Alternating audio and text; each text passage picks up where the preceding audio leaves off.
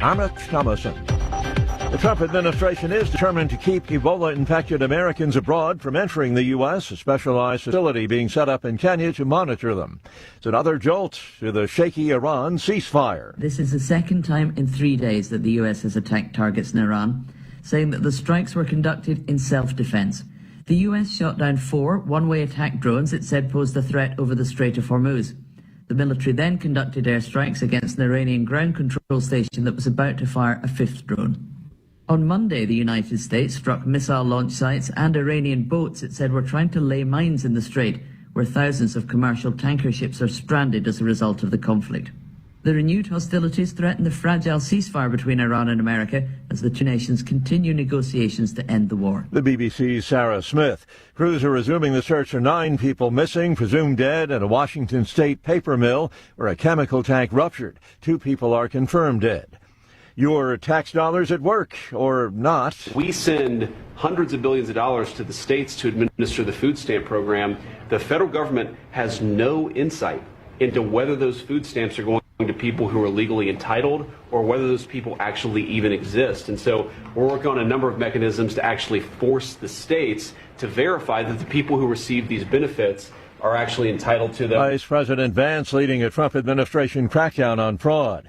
An FBI raid on the Virginia home of a former senior CIA officer allegedly yielded more than 300 gold bars valued at more than $40 million, along with $2 million in cash. David Rush, who had top secret level clearance, is charged with criminal theft of public money. On Wall Street this morning, the Dow futures are down 36 points. NASDAQ futures are off 73 points. More on these stories, townhall.com. If you want unlimited talk, text, and data on a super fast network, Big Wireless will sell it to you right now for as little as $70 a month. Or you can buy it from Pure Talk for half of that. I'm talking about unlimited talk, text, and data for just $34.99 a month. But wait, there's more. When you switch to Pure Talk, you'll be switching to an American wireless company that's committed to keeping 100% of its customer service in this country. I appreciate that. In fact, that's why I switched. I also appreciate the way they support our vets and our skilled workforce. Dial pound 250, say micro, and get unlimited talk, text, and unlimited data for just $34.99 a month. That's pound 250 micro. Stop paying twice what you need to pay for the service you want and switch to an American wireless company that actually stands for something. Pure Talk. Israel is urging people across southern Lebanon to evacuate now as it vows to exert extreme force to crush Hezbollah. Roads have been jam-packed with cars fleeing the cities of Tyre and Nabatea. The warning given on the Islamic holiday of Eid comes a day after Israeli troops clashed with the militant group along the Litani River. Rabbi Chreis, displaced from a Lebanese border village, says there is no Eid for us. We're being displaced, forced to leave our land, our homes, our livelihoods, while our memories are being destroyed. Many Israelis have also left the area near the Lebanese border in Kiryat Shimona. Mayan Micah says residents don't feel like there's a ceasefire. I live 24/7 with the feeling that every time I leave the house or a protected space, it could cost me my life, she says. I'm Jennifer King. Fire at a girls' school in central Kenya. It's claimed a number of lives, the exact number not known at this time. Police say rescue crews have taken a number of injured people to hospitals. News and analysis, townhall.com.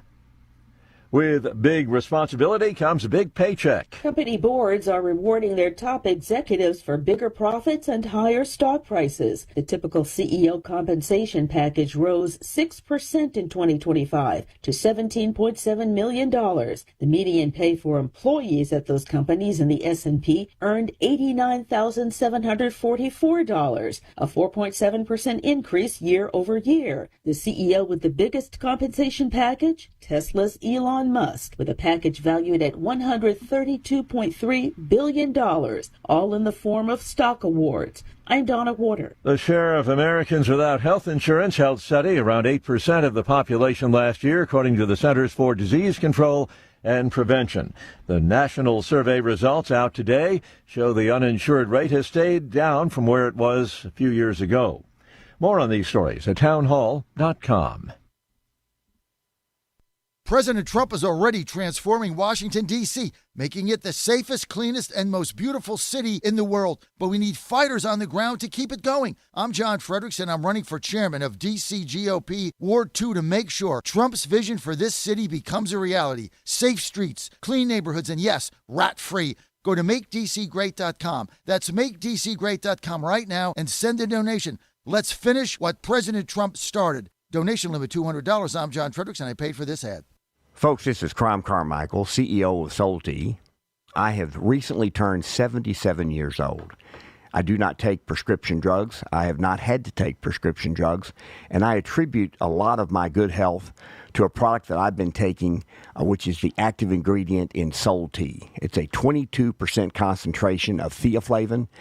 We did clinical trials on it 25 years ago and found that it helped lower cholesterol. We have had many, many hundreds of letters and emails from customers telling us how it has helped them not only manage their cholesterol, but lower their triglycerides and help them on their blood pressure. And I can't tell you how much I attribute to Sol Tea for my good health at age 77. And I encourage you to go to GodzillaHeart.com. That's GodzillaHeart.com. And use the code Godzilla at checkout, and you'll get a 50% off on your initial shipment of Sol Tea. And I promise you it will be a great help for your heart health. Thanks so much. 1775 Coffee is giving away free starter kits. Try the dark or medium roast coffee with longevity blend, an infused blend with anti-aging supplements clinically proven to reduce biological age. When you purchase the first 2 bags, you'll receive a free 1775 starter kit, including a third 16-ounce bag of coffee, a matte black tumbler, a frother, a gold scoop, or a reusable K-cup filter. Just order now at 1775coffee.com/Godzilla and claim your free 1775 starter kit while supplies last. Michael Patrick Leahy. Yeah, mass migration. Newsmax reported there are, wait for it, 50 million Muslims in Europe today. And more are arriving every day. The Michael Patrick Leahy Show. Newsmakers, politics, policy, and more. Because European leaders still celebrate our failed experiment in open borders, these countries are falling apart and failing. The Michael Patrick Leahy Show. Weekday mornings, 10 Eastern, 9 Central on JFred's Media Network. What if you had a plan to build income outside your job? At Lifestyles Unlimited, you'll learn how people are investing in real estate to grow their income and make smarter financial choices one property at a time. Right now, join us for just $297. That's a savings of $443 off our real estate education program. Text RADIO to 88007. That's RADIO to 88007. Presented by Lifestyles Unlimited. In 2008, the amount of concentrated time people could spend on a task without becoming distracted was 12 seconds. 5 years later, it was only 8 seconds, 1 second less than a goldfish. If you're often distracted or have trouble recalling information, you're likely to fall behind in the demanding, fast-paced 21st century. In other words, brain performance is more critical now than ever. Boost your brain power with Healthy Cells Focus Plus Recall. Science-backed nootropics to help you sharpen focus, concentrate longer, enhance recall, improve mental speed, learn rapidly, and be more alert. It's a pill-free brain supplement made with maximum absorption ingestible gel technology, designed to feed your brain at the cellular level. Take it for a test drive. Go to healthycell.com and use code GODZILLA for 20% off your first order of Focus Plus Recall. That's healthycell.com, code GODZILLA for 20% off.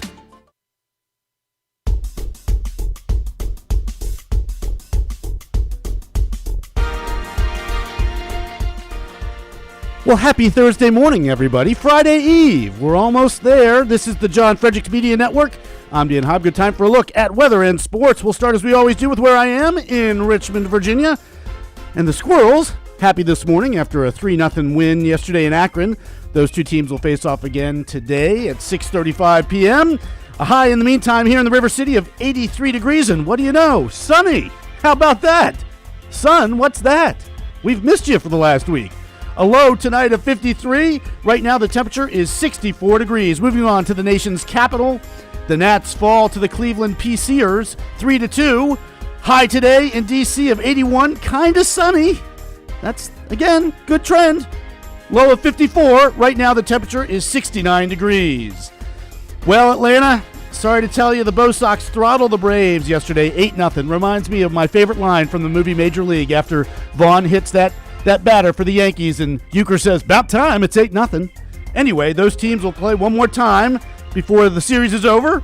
4:10 this afternoon, a high in Atlanta of 85, possible storms. Wah, wah. Sorry, Atlanta.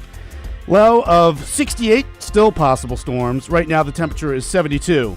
Nashville, you're looking at a high of 87. Storms possible. A low tonight of 66 degrees. Right now, the temperature in Middle Tennessee is 74. Philadelphia, well, you got to be happy. The Phils blanked the Padres last night, 3-0. High today in Philly of 78 degrees, partly sunny. A low of 56. Right now, the temperature is a pleasant 70 degrees. Morgantown, countdown to the regional NCAA action tomorrow for WVU baseball. In the meantime, today, the high will be 77, partly sunny, a low of 48. Right now, the temperature is 59 in, by God, West Virginia. All right, Yinzers. Well, I had a feeling that somehow the Cubs would break that losing streak while playing the Buccos this week, and darned if they didn't yesterday. 10-4. Winners over the Pirates. But Pirates can still win the series with a win tonight. First pitch, 6:40 p.m. High today in the 412 of 75, mostly sunny. A low of 48. Right now the temperature is 58. Carolina takes a 3-1 lead in the NHL Eastern Conference Final. OKC at San Antonio for Game 6 of the NBA Western Conference Finals tonight at 8:30. Arizona's Koa Pete expected to go pro, remain in the NBA draft this summer. And hey, stop the presses. JF's Astros win a game last night in a Lone Star showdown versus the Texas Rangers. So how about that? Congratulations to you, John Fredericks. Bringing you today's Weather and Sports Update is the Godzilla Wins radio show for the best insight, analysis, and picks. Watch and listen to Godzilla Wins Saturday mornings from 9 to 11 all across the John Fredericks Media Network. Plus, to get John's daily sports picks, go to GodzillaWins.com. Once again, that's GodzillaWins.com. This has been Dan Hobgood for the John Fredericks Media Network. Outside the Box with the Ox is next, followed by the incomparable, the one and only John Fredericks Show. Stay tuned, everybody. CNN reports that Iranians are now slowly getting the internet after decades of the Ayatollahs being in sole control of deciding how much access to the rest of the world they allow their citizens. The story says, quote, "The country's internet governance is highly centralized, with multiple layers of state institutions ultimately accountable to the supreme leader." Further, that for most ordinary people, however, internet access remains limited and uncertain as the government weighs how much connectivity to allow, close quote. Okay, so this is how it's going down for those privileged citizens of Iran allowed online from outside the box.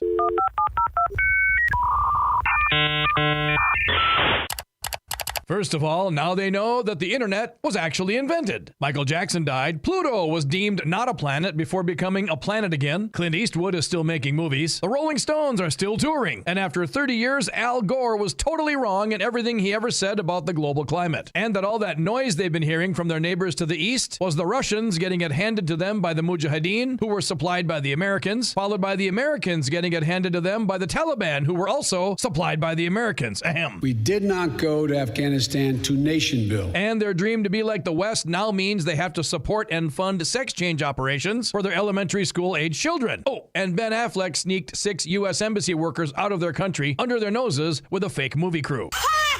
Here outside the box with the Ox in the Eastern Time Zone and now in West Virginia on the John Fredericks Media Network.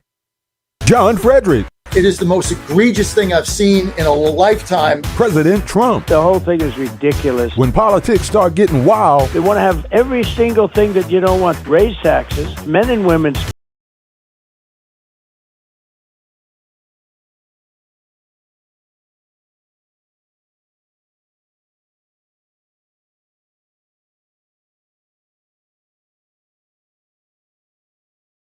Thank you very much, and you do a great job. Right now, download the new WV Sports Nation app from the Apple Store or Google Play and get the entire Mountaineers sports world in the palm of your hand. Right now, get notified when new stories drop about your favorite Mountaineers teams and athletes. Download the WV Sports Nation app right now. Get updates on next-level Mountaineers like Weatherholt and Joe Mazzulla. All that and more right in your pocket right now. Download the new WV Sports Nation app from the Apple Store or Google Play. Download the app right now. Live from the studios of the John Fredericks Media Network, it's the John Fredericks Show. Grab yourself a cup of 1775 coffee, sit back, and get ready for the best 4 hours of talk in the universe. To be part of the show, just call our toll-free number, 888-480-5646. And now, here's a Godzilla treat, the Oracle of the Deplorables, the man who tells his players to just keep swinging, John Fredericks. Oh, you're on the John Fredericks Media Network and all the John Fredericks radio apps, and I am your Godzilla of the truth in America, your Oracle of the Deplorables. Hey, thanks for being with us. What a great day this is. Thursday, short week, going to Morgantown this afternoon. Big regionals there. Can't wait. And great to have you with us on this. I still can't figure out like May. May has been an enigma to me because I never know what date it is, because normally Memorial Day is like, then the next day it's June or something like that. And like Memorial Day, and there was like still 10 days in May or something. So I can never really feel like, are we in June yet? But no, June isn't coming until Monday. But now I finally got it straight. Today is May 28th. You got 28, 29, 30, 31 is Sunday. And then boom, June 1st is Monday. And we're going to be live. Don't know where we'll be. Right now we're in Washington, D.C., going to Morgantown this afternoon. Now you're probably saying, come on, Jay Fred, why are you going to Motown, baby? Because it is rocking. This is the hottest thing that's ever happened in Morgantown in the last 30 years, which are the baseball regionals home at Kendrick Family Ballpark. This place is sold out. It is packed to Reno. In fact, it is so packed, they just put standing room only on the grass. They put standing room only general admission on the grass up for sale yesterday at 12 o'clock. 12:30 sold out. The entire stadium is sold out. You can't get a ticket. You can't get in. It's busting at the seams. You can't get a hotel within 50 miles. Everything is sold out. We got 3 other teams coming: Binghamton, New York, Wake Forest, Kentucky. This thing is red hot, and you want to be a part of it. And how do you be a part of it? Well, right here in the John Fredericks Media Network. Now, tomorrow, 3 o'clock, Saturday and Sunday, we're going to have an hour and a half pregame show before every game. Now, it's not playing in Virginia, and it's not playing in Atlanta, and it's not playing in Nashville, so sorry. But it is playing on Pittsburgh, Philadelphia, and, of course, West Virginia. And if you want to tune it in, you're going to have to go to one of those apps, like WV The Torch or something of that nature. It'll be on Restream, I think, right? We're trying to figure that out. Dan, I don't know how we're doing this, but I'll be live from the bus. We've got the bus wrapped. We're going to be right outside the stadium. And this thing is going to be rocking and roll. Got to feel the vibe, baby. Got to feel the vibe. Best thing to do to follow it, download our app. That's so easy. WV Sports Nation. Well, let's see. You got an iPhone? No problemo. Just go to the Apple Store, put in WV Sports Nation. Boom, download it. You're good to go. Yay, everything is beautiful and great. Or if you have an Android, which I don't know why you would, but if you do, just saying, then all you got to do is go to Google Play and put in WV Sports Nation. Boom, app comes right up. Answer a few questions like, age and gender, if you so choose, or non-binary like Terralico or something. And if you want to do that, you're good to go. And then you get the app and boom, it's free. And sign up for the alerts, because then our big stories come right to your phone, right in your inbox, and you are good to go. Fired up. I hope you are. So West Virginia opens on Friday night. We're going to be doing a pregame show at Friday. They open on Friday night, 7 o'clock, something like that. Something like that, right? 7, I think. Dan, look it up. I think it's 7. I believe it's 5. I think it's 5 tomorrow evening. 5 o'clock tomorrow night. All right, 5. And I think there's an early. It's our pregame show at 3. Yeah, our pregame show's at 3. That much I know. It's a 3.5-hour pregame show. Are we putting this on? Are we putting this on Restream? I think that we are putting it on Restream. Yeah, we're gonna, and I'll be having that up. Sorry that folks in the Virginia area, for example, won't be able to hear, but we will be on Restream. So yes. Yeah. So you can go to any of our Restream platforms: YouTube, X, Google, whatever it is that we're on. What are we on? Getter Live, this live, that live. all the things that were on Roku TV, all of that, Apple TV, Fire Stick, it's all going to be on everything else. It's just not played on the radio in Atlanta, Nashville, or Virginia because it's not relevant to the majority of the audience there. Unless there's an absolute clamoring to play it in Virginia, which I doubt. But we'll see what happens. We could always do that, right? Nothing else going on in Virginia, right? Mark Levin, he won't be on. We'll be in West Virginia baseball. Let's do a poll. Should we play Mark Levin or West Virginia pregame and baseball show, right? Yeah. I don't want to upset our Virginia fan. Because, look, if you're in Atlanta, you're like, West Virginia, Binghamton, are you kidding me? Like, this is on my radio? No, I don't think so. So we decided not to do that. But if you're in Pittsburgh, Philadelphia, or West Virginia, or on any of our platforms, you will get our pregame show at 3, and then you'll get the game starting at 5 o'clock. And I think their pregame starts at 4:45. So we're on to 3:45. We got Matthew Lumsden with us. It's going to be fun. The bus is wrapped. I'm driving there today. So after the show, and pack up and get a few things, and we're good to go. I can't make the White House briefing today with Scott Besson. They invited me. They wanted me there, but it's too much because that thing starts, they say 2, starts at 2:30, get out of there at 4. I won't get there till late. It's caught in traffic. Forget it. I got to be there. So one of these things, you just can't do everything. Now, good morning, Dan. We got a 4-box today. I have no idea, Dan, how we're going to do this. Okay. Invited too many people. Oh, for the DC Dispatch. Yeah. I got up today and I'm like, so as I was going to bed and somebody else wanted to come, and I said, oh yeah, just come live, as I'm like dozing off with my, I have to take my CPAP off to talk on the phone. I was just about to doze off and the guy calls me, yeah, can I come in the studio? I'm like, yeah, dude, no worries. I was just, call Christina, get the text Christina, she'll give you the address. And then I got up today and I'm brushing my teeth and I'm like, did I just tell this guy to come? And I got to get 4 people, and like, I can't move the camera back because there's nowhere to move it. I would have to shift the entire table around, which I'm not doing. Oh boy. Well, I would have to move the camera, and I would have to make it oblong, like lengthwise, and I would have to move everything. And that is highly unlikely situation for me to do that. So we're going to have to figure it out like we always do. We had a little crisis last night with the bus wrap, but once again, my team stepped up to solve it. Yeah, I was about to ask you, so I guess that all got resolved. So that's good. When we talked yesterday, you were a little concerned, it sounded like. You think? I told my son when I got home last night, I'm like, because there was, panic. Yeah. Well, if you panic, it will immobilize you. Yeah. So I'm like, if you get a crisis, first thing you got to do is just take a deep breath. You got to breathe and get your head clear, right? And you can't get upset or you can't panic, because if you do that, you're not going to be able to solve it. So, and I actually learned this from Ann a long time ago, when we'd be doing something in the company and there'd be like a squabble. I mean, we're married. You have squabbles, man. It just happens. You have a squabble. And we'd be squabbling about something, and we had to get something done.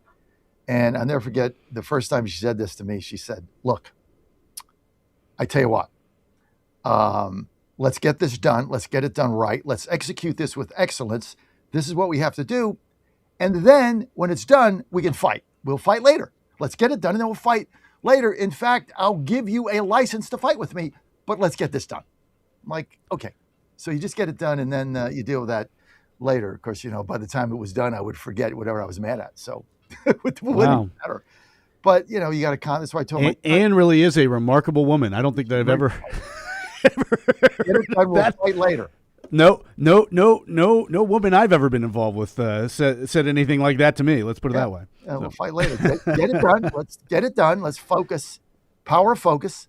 Get it done, and then we'll fight. And I'll give you outkicked the coverage you did with her there, JF. I'll give you a license to fight with me, she said. Well, hey, how about your Astros winning the game last night? I don't know if you got to hear my sports report, but I included that. Sports report. Are you doing that now? Yeah. Okay. I said, stop the presses. Stop the presses. The Astros won a game last night. Well, they won another game, and half the team is still hurt. They're all coming back, though, in the next 2 weeks. Look out, because we were written off for dead. We were kicked to the curb like so much roadkill. and everybody was writing the season off, fire sale, get rid of Jordan. There's going to be a 5-year rebuild. And you look up today, we're 3 games out. 3 games out of first place. And, we're gonna win again today with Arrighetti. Hader's coming back. Our ace, Hunter Brown, is coming back. Javier is coming back. Altuve is coming back. So everybody's coming back in the next couple weeks. Or 3 to 4 weeks. That's good. And but Correa's out for the season. But enough about that. You guys didn't tune in to hear me talk about baseball. But we got that crisis done. It's like what I told my son last night, and nobody knows it better than him because he comes in, he's a high leverage reliever. So he comes in all crisis situations. That's what he does. And he's like, he said, you can't think about anything but executing your pitch. That's it. Pitch by pitch. They got to tune everything out, Dad. They tune it out. Fans yelling, people chirping at you, bases loaded, whatever. Just give me the ball, throw the ball, right? Call my pitch. I got to execute my pitch and then execute the next pitch. And you tune everything else out. And if you do that, you're going to get the double play ball, or you're going to get the pop up, or you're going to get the ground out, or you're going to get the whiff. But you got to just clear it out of your head and laser focus. The power of focus, of collective focus, is really good. Like we pulled this thing off in 2 days that nobody thought we could do. This is our bus wrap and everything else. We sold it out in 2 days. Nobody thought we could do it. We got everybody focused on it in the company. I said, don't do anything else. No meetings. Put everything else aside. Don't answer email. We got 2 days to get it done. We got it done. That's how you move forward. So anyway, we got a lot going on today. Everybody's talking about Texas this, Texas that, Terralico this, Terralico that. Let me just tell you straight out, okay? They're not going to win Texas, okay? They're not going to win Texas. They're not going to win Ohio. They're not going to win Maine. They might win North Carolina. I'm putting that as a toss-up. They're not going to win any of this. The Democrats' approval rating is 20%. They're in the tank. And as soon as Trump solves this war and gas prices come down, these people have nothing. Now, all the chirping you're going to hear about Texas is at risk and Paxton is this and look, Paxton has won elections with the same baggage he's always had. And as far as his divorce and what went on between him and Mrs. Paxton or alleged infidelity, guess what? You know who cares? Maybe his daughter, if he has one. Maybe his ex-wife. I don't know. That's 2 people. In today's society, nobody cares. Okay? That's between you, your wife, your family. I'm not involved in it. I want somebody to go to Washington with me, come up here to the Senate and fight for me. And if you're going to fight, whatever happens between you and Mrs. is between you and her, and your family has nothing to do with me or my life. 0. As long as you didn't commit a crime, right? Last I checked, infidelity, not my thing, but not a crime. And nobody knows what goes on in the marriage. That's the other thing. No one knows. No one knows what the deal is. No one knows what the arrangement is. No one knows what they have with the kids. No one knows. So it's none of our business. And so, you know what? Ken Paxton is going to win and go to Washington and be MAGA 2.0 and lead the charge because he's got the balls to do it. Somebody's in there with balls. And it's not some libertarian like Rand Paul obstructing everything. Like my, every AM radio and every car bill. He's up there obstructing it again. Guy's an ass, okay? Be a team player. Lead to get out of the way. If you want to be a leader, you got to lead. If you want to be a leader in the movement, you got to lead. You can't sit in the sidelines, and you can't just sit behind the curtain and hide behind mommy's apron and let the other person do it. You got to do it. You got to lead. Which is why I'm out here running for this office. Why are you doing it? Big article coming out on me by Paul Horstman in the Washington Post. I'm sure it's not going to be flattering. Why are you doing this? Like, who cares? You get 7% of the vote. Well, I'm asking everybody else to do it. I get on the air every day. I said, go to your local party, join up, be a precinct captain, run your area, run your little precinct. That's how you move up. That's how you get MAGA. That's how you move the party. I'm going to sit here and not do it myself because what, I'm too busy? Well, you're too busy too. We're all too busy. You got to lead by example. Either you lead or you don't. If you're going to say something, do it. Do what you say what you do. That's why I'm doing this and taking it very seriously, right? And as a result, they threw me out. Here, you're Ward 2 chairman. Okay, wow, I'm going to work really hard. I'm going to do town hall meetings. I'm going to get all the college Republicans together in my ward. I'm going to get George Washington University. I'm going to get Catholic University, American University, Federation of Young Republicans. I'm going to get them all involved. I'm going to get the Lye County Republicans involved. I'm going to have John McGuire come. I'm going to Brandon Beach. I'm going to get the meat. I'm going to raise money. I'm going to pay for it. Oh, you can't do that. Why not? Well, because that's not what we do. And it makes us look bad. Therefore, you're out. He threw me out. I kid you not.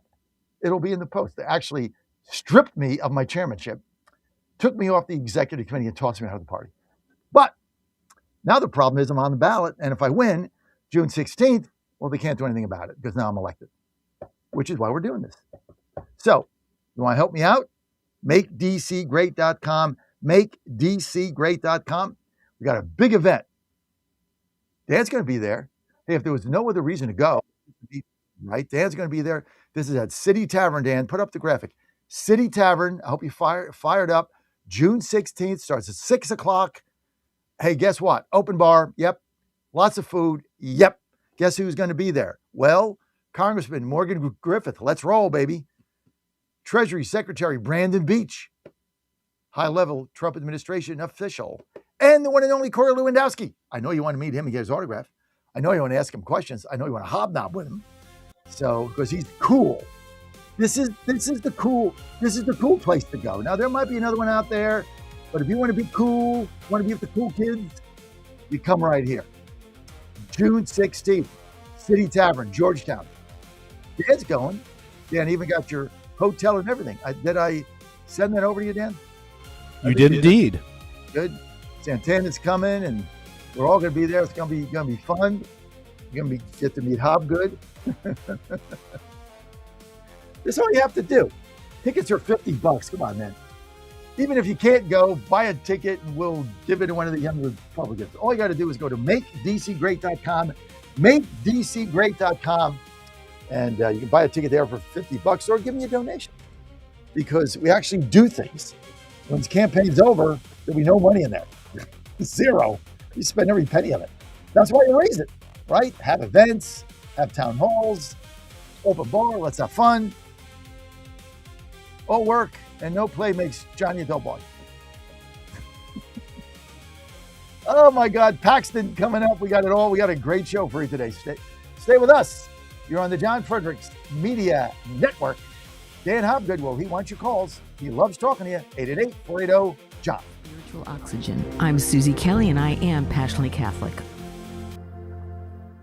Now more than ever, it's imperative to support companies that share our conservative values. That's why I can't be more excited to tell you that I've switched my family to Patriot Mobile. Patriot Mobile is America's only Christian conservative wireless provider. When you switch to Patriot Mobile, you shift your support away from the leftist, woke, progressive agendas of Big Mobile. Patriot Mobile's wireless service works perfectly and seamlessly as you go about your lives with exceptional nationwide coverage that uses the same towers the main carriers use. Patriot Mobile donates a portion of every dollar earned to causes you care about, to organizations that fight for religious freedom, First and Second Amendment, sanctity of life, and the needs of veterans and first responders. Patriot Mobile has plans to fit any budget, along with great discounts for our veterans and first responder heroes, as well as multi-line users. Switching is easy. Just go to patriotmobile.com/Godzilla or call their U.S.-based customer service team, 972-PATRIOT. That's 972-728-7468. Use offer code Godzilla for free activation.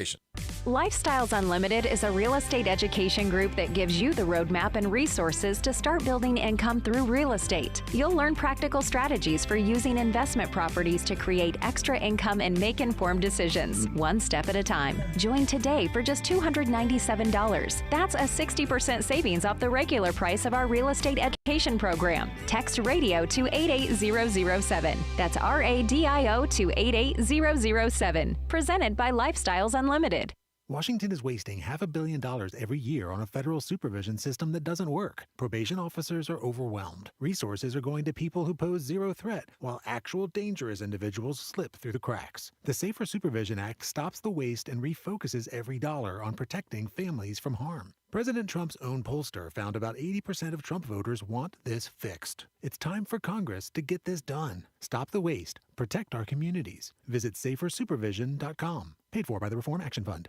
1775 Coffee is giving away free starter kits. Try the dark or medium roast coffee with longevity blend, an infused blend with anti-aging calcium alpha-ketoglutarate, which has been clinically proven to reduce biological age. When you purchase the first 2 bags, you'll receive a free 1775 starter kit, including a third 16-ounce bag of coffee, a matte black tumbler, a frother, a gold scoop, or a reusable K-cup filter. Just order now at 1775coffee.com/Godzilla and claim your free 1775 starter kit while supplies last.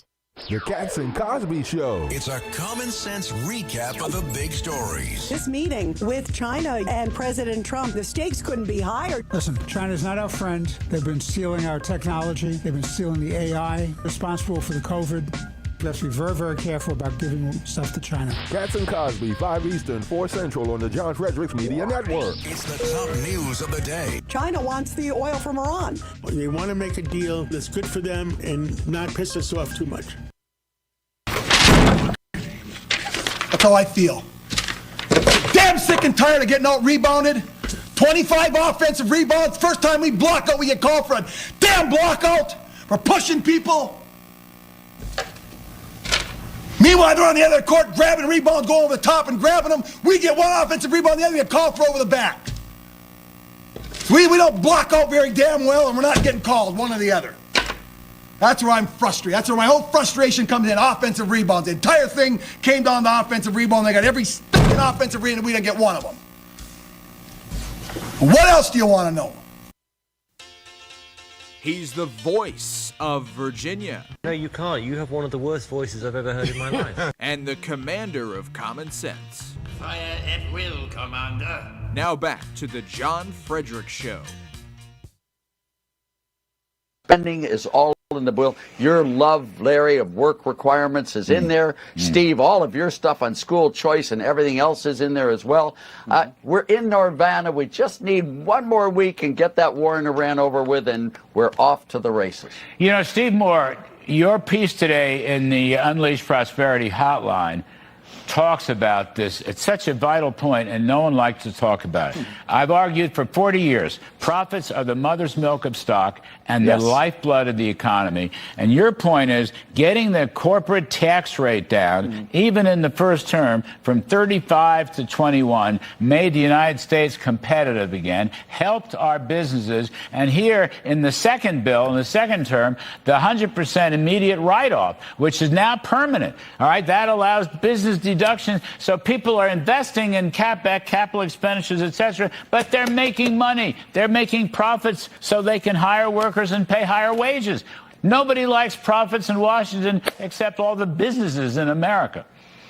Well, that's right. So the rate was 35% when Trump came into office, and you were there, Larry, at that time, and Trump in his first bill, that 2017 bill. Remember when you and I first met Donald Trump in 2016, when he said, get that corporate rate down, and he loved that idea. And not only has it caused an investment binge, which is correct, but it's also raised revenue. Now, there's a really interesting curve about that if you cut tax rates, you get more revenues. But this is one of the most explicit examples of lower rates, higher revenues. It has been a spectacular achievement. I mean, how could I complain about this Trump economy when I wrote a book with a certain guy named Arthur Laffer called The Trump Economic Miracle? But this is kind of miraculous. It just keeps smoking forward. We've got a $1 trillion IPO coming up. I mean, what other country could do that? Arthur, there's more or less, in round numbers, $170 trillion of household net worth. Stocks, bonds, bank accounts, etc. $170 trillion, okay? GDP is about 30 trillion. All right. The debt is a little higher than that. I'm just saying, $170 trillion worth are. That is one wealthy country. China is nowhere near us. Give you the last word. It's just as perfect. I mean, we have the perfect throw events. And the things that we need to really point, Iran's going to be gone, and it's not going to be a threat to the world. And Kevin Warsh is head of the Fed, not Powell. Those two absolutely are consequential to the future. And I'm so happy. And I think that wealth goes way up.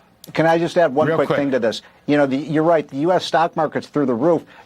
China's basically flatlined, and everybody says China's winning. Yeah. I don't understand the logic there, Larry. They have less than $14,000 of per capita GDP. Less than 14,000. The United States has over 90,000 in per capita GDP. Art Laffer and Steve Moore, love you both. Appreciate it, fellas. Talk soon. All right. See, here's the reality of this economy. It's booming that nobody will talk about. That's why Scott Besson is going to the press briefing today, and that's why all they want to talk about is the economy. And I'm telling you why I'm so optimistic about winning the midterms is the economic growth in this country is real. It's real. And all you do is hear from the fake newsers of how bad things is, how miserable everybody is, and how horrible the economy is, and how everybody's going to starve and die in the street. And that's just not true. Wages are going up. Everything is going up. Refunds have been at record levels. Gas is too high. That's going to come down. Prices are going to come down. But the economy continues to boom through it. What do you think is going to happen when this war is over? What do you think is going to happen? What do you think is going to happen to the price of gas? What do the Democrats have other than gas? Which, of course, during Biden at $5, they never talked about it, told you it was transitory. This is how ridiculous these people are. You got Madami out there basically confiscating people's properties. I mean, this is what you got. Taralico in Texas. You got crazy people in Maine running around, and they think they're going to take over this. They think they're going to win. Like they think voters are that stupid. I mean, their approval rating is in the tank. It's like 20%. Nobody believes in what the Democrats are selling. If they win seats, it's only because they want to send a message to Trump they don't like what's going on, and I get it. But we got a long way between now and early voting in October or whenever it starts. I think Virginia, it starts like Monday, right? But other than that, you got a long way to go. A lot's going to happen. And the economy continues to rock and roll. And Washington, D.C., another reason why I'm running here, the president is obsessed with making the district clean and safe and beautiful. He's obsessed with it. And I knew that the first day I got here, because that's all he talks about, is he views it as his city, as the nation's city, shining city on a hill, and he doesn't want the squalor that's gone on there. And I'm telling you the other thing, I just lay this right out. It's going to make this prediction right now. If Janice Lewis George becomes mayor, the communist here, and she's running on a platform, free DC, I don't know what she's freeing it from, and stop Trump, and she starts this nonsense, and we have a majority in the House and the Senate, home rule's gone. They will get rid of that. These guys are now playing around. They'll get rid of that in a heartbeat. No council, no mayor, nothing. They'll run it. So that's why Bowser had to play ball. 888-480-JOHN. Okay, we got a lot to talk about today. All eyes on Texas with Paxton, our guy, winning. And I'm going to start with, let me see, this is cut 15, right? Let's get to 15, where here's Paxton slamming this guy, Taralico, who's a complete freak. They're calling him Talafrico. He's like a tofu, like he's in Texas. There's 6 genders. God's non-binary. God is gay. It's some nonsense. He's running around tofu Taralico or something. Low T Taral. I don't know what they're calling him all kinds of names. Guy's a freak, right? Here's Paxton blasting him. Let's get to 15. Take a look.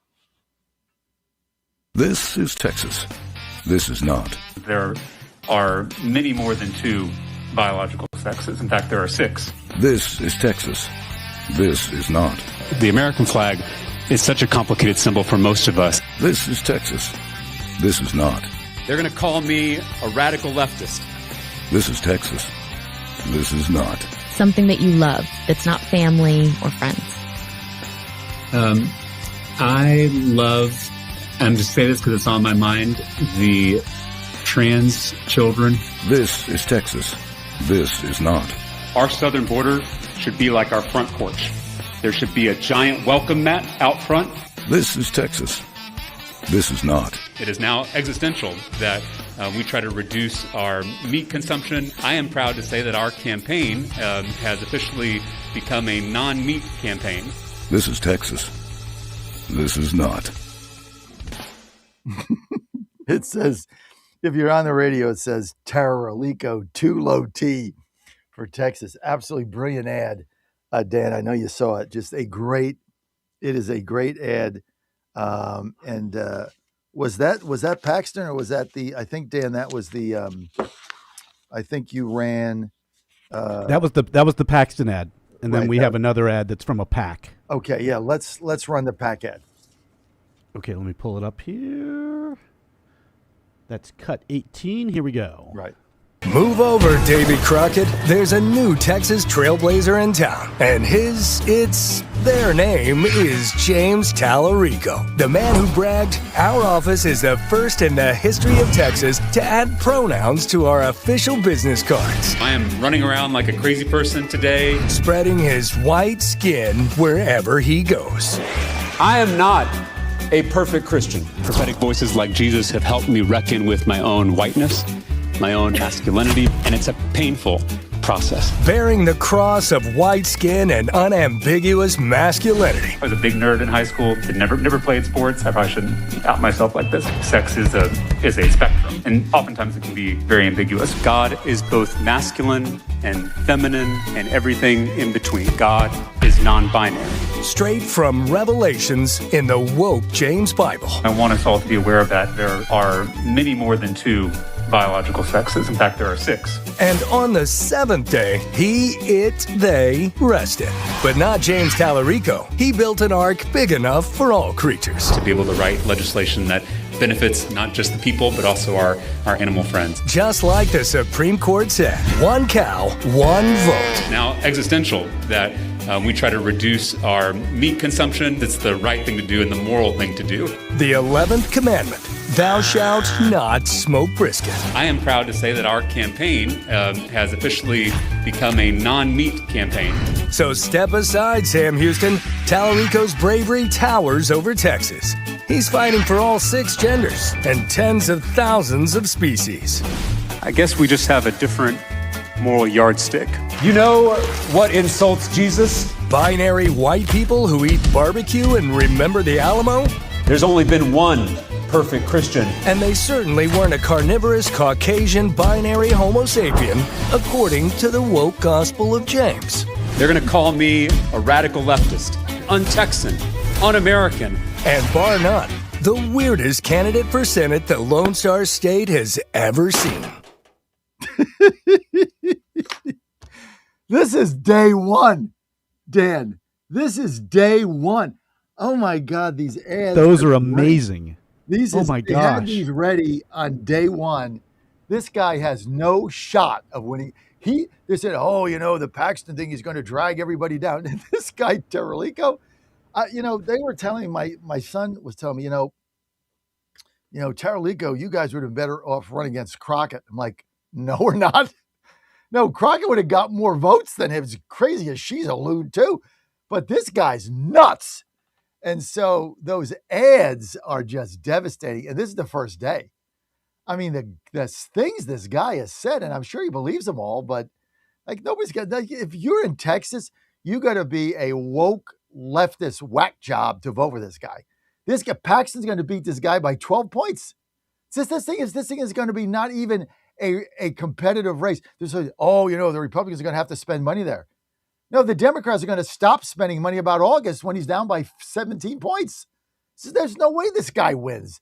First of all, even if he was a great candidate, and compared to, remember Beto O'Rourke, whatever his name is, Beto O'Rourke, he was a pretty good candidate. Very left, very liberal. Well, look, the guy ran for president. He was not crazy. And, Cruz beat him by 3 or something. This guy's going to get beat by 15.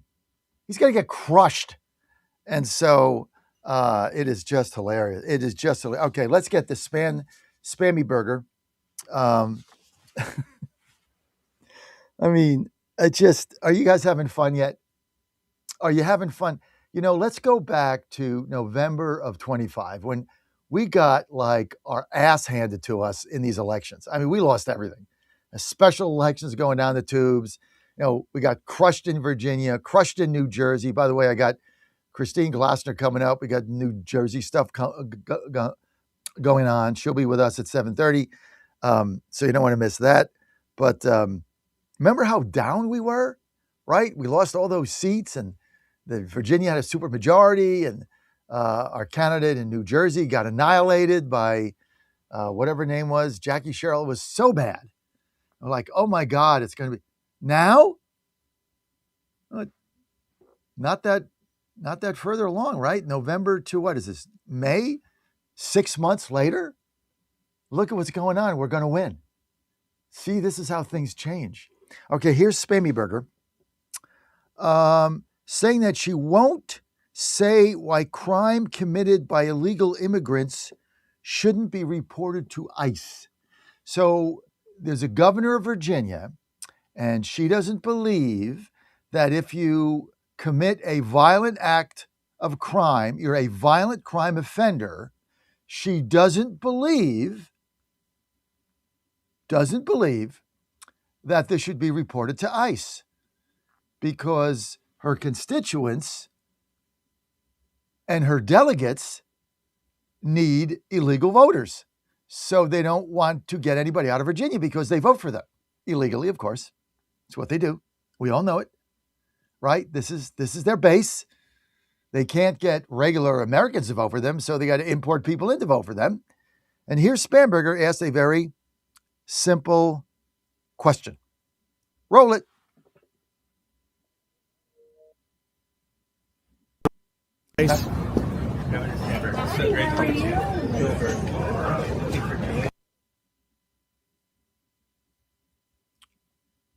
Okay, was that it? That was it. She was refusing to answer the question about whether people should be reported to ICE if they've committed crimes. So, so I'm the governor, and I won't answer a question whether or not people should be reported to ICE. This is what we're dealing with. And now, okay, people are pissed at Trump or whatever he did, but then reality sets in. Reality is like a 2x4. That's always my analogy. Perception is reality, except when the 2x4 comes out. You ever heard that saying? Right? It's an old saying that I made up years ago. Perception is reality, which I believe until the guy picks up the 2x4. And then that 2x4 becomes the reality of you getting slapped up top the head. And this is the 2x4, you get slapped up top the head. You got the nonsense going on in Virginia that nobody wants. You've got the Democrats that want crime and genders and taxes and confiscate your property and whatever else they're saying.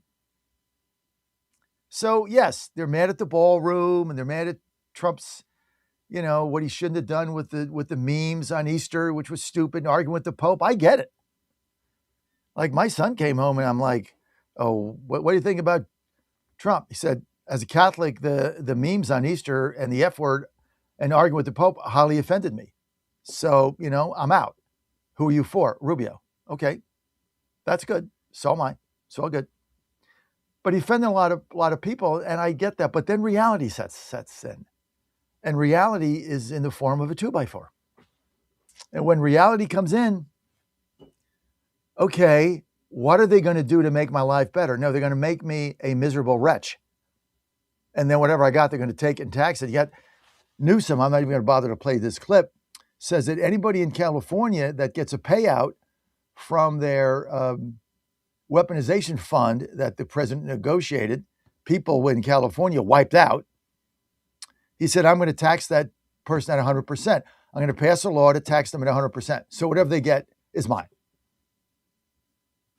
Says it right on TV. Whatever they get is mine. You'll be taxed at 100%. We'll pass a law that says if you got money out of this fund, we will tax all of your money and all of your income at 100%. So we bet if you take it, we will confiscate everything you have. And if you try to move out, we'll fine you. Is that not weaponization of government? This is what they're running on, folks. They're running on Mandami, right? I don't like the landlord, therefore I'm going to take your property away. Yeah, you worked hard, but you know what? You're not doing the right thing. In my judgment, there's no, there's no metric. Just said, I don't like you. Too many complaints about, water didn't run and floorboard didn't get fixed in time. So you know what? You don't need that apartment building. We're going to just take it, give it to a non-profit, and you're going to give you a fair price for it. Well, how much is fair? Whatever we deem it is. Oh, you don't like eminent domain? This is eminent domain on communist steroids. This is we're going to take what you have. Hey, it's all good, Johnny boy. It's all good, right? The communists are good. Let's see. We got what did we run? 15 and 19. We got one other one I put up there, Dan. What was that? I think we did all three of the ones that you were going to run. 15, okay, 18, 19. That's right. We did all three, and we did Steve Moore. We're going to wait on Chad Wolf. Let's get the three. Here's Brandon Gill, congressman in Texas, trying to get him on our show. He's been hard to get. Said that Ken Paxton will do the right thing for Texas. Mass deportation is not amnesty. 3, roll it. And the cartels is going to be rooting for. And that's the angle. Texas Congressman Brandon Gill spoke at Paxton's election night party last night. He's with us here for his take on what is a political earthquake in Washington. Congressman, you endorsed Paxton before President Trump came out and endorsed him, despite the fact that not one sitting Republican senator endorsed him. What do you know that the GOP establishment didn't at age 32, all of 32 that you are? Well, what I know is that the people of Texas are looking for somebody who's going to fight for them in Washington.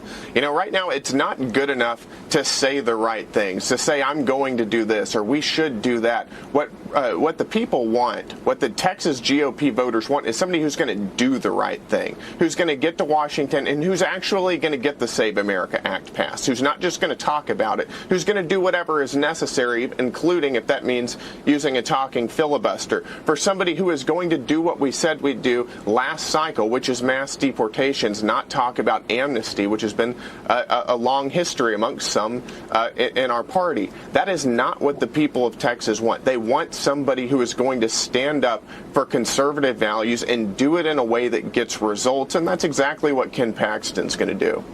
Okay. Bingo. Hey, I tell you what, do you believe in quality of life? Do you believe in affordability? Do you believe in not busting your budget for a cup of coffee?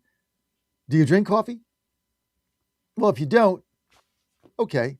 But if you do, let me tell you about my coffee that I drink, 1775. I never leave home without it, taking it to West Virginia with me, right? The first thing I do, pack that.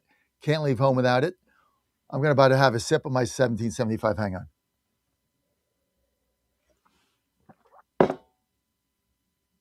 You know what? Truth and clarity is like my coffee. Truth and clarity is our show. 1775 coffee, truth and clarity. You know why? Beans in Bolivia, fresh roasted daily. Nobody does that. That is why it is so smooth and so good. You're going to love your 1775 coffee. 1 cup, 1 time. Hang on. We got you. We got you. I mean, if you came here and I just gave you a cup, you come on the bus, we give you a cup, we got you. You're done. You're never going to drink anything else. This is all you're going to crave because it is that good and it's affordable. You can get the beans. You can get the you can get them. You can get the fresh grounds. You can get the K-cups. You can get whatever you want. They got it all. I like the dark roast. Once in a blue moon on a weekend, I like the medium in the middle of the day because it's a little too, could be a little too strong at 2 or 3 o'clock in the afternoon. But I like my dark. That's what I like. And but check it out. Go to 1775coffee.com. 1775coffee.com. Promo code Godzilla. You're going to get yourself 10% off the official coffee of the John Fredericks Media Network. Coffee, quality of life, truth and clarity. We're going to be right back. Top of the hour. Coming up, Dan Oxner, Christine Glossner, Joe Rubin, and then a special guest right here. DC Dispatch, 9 o'clock.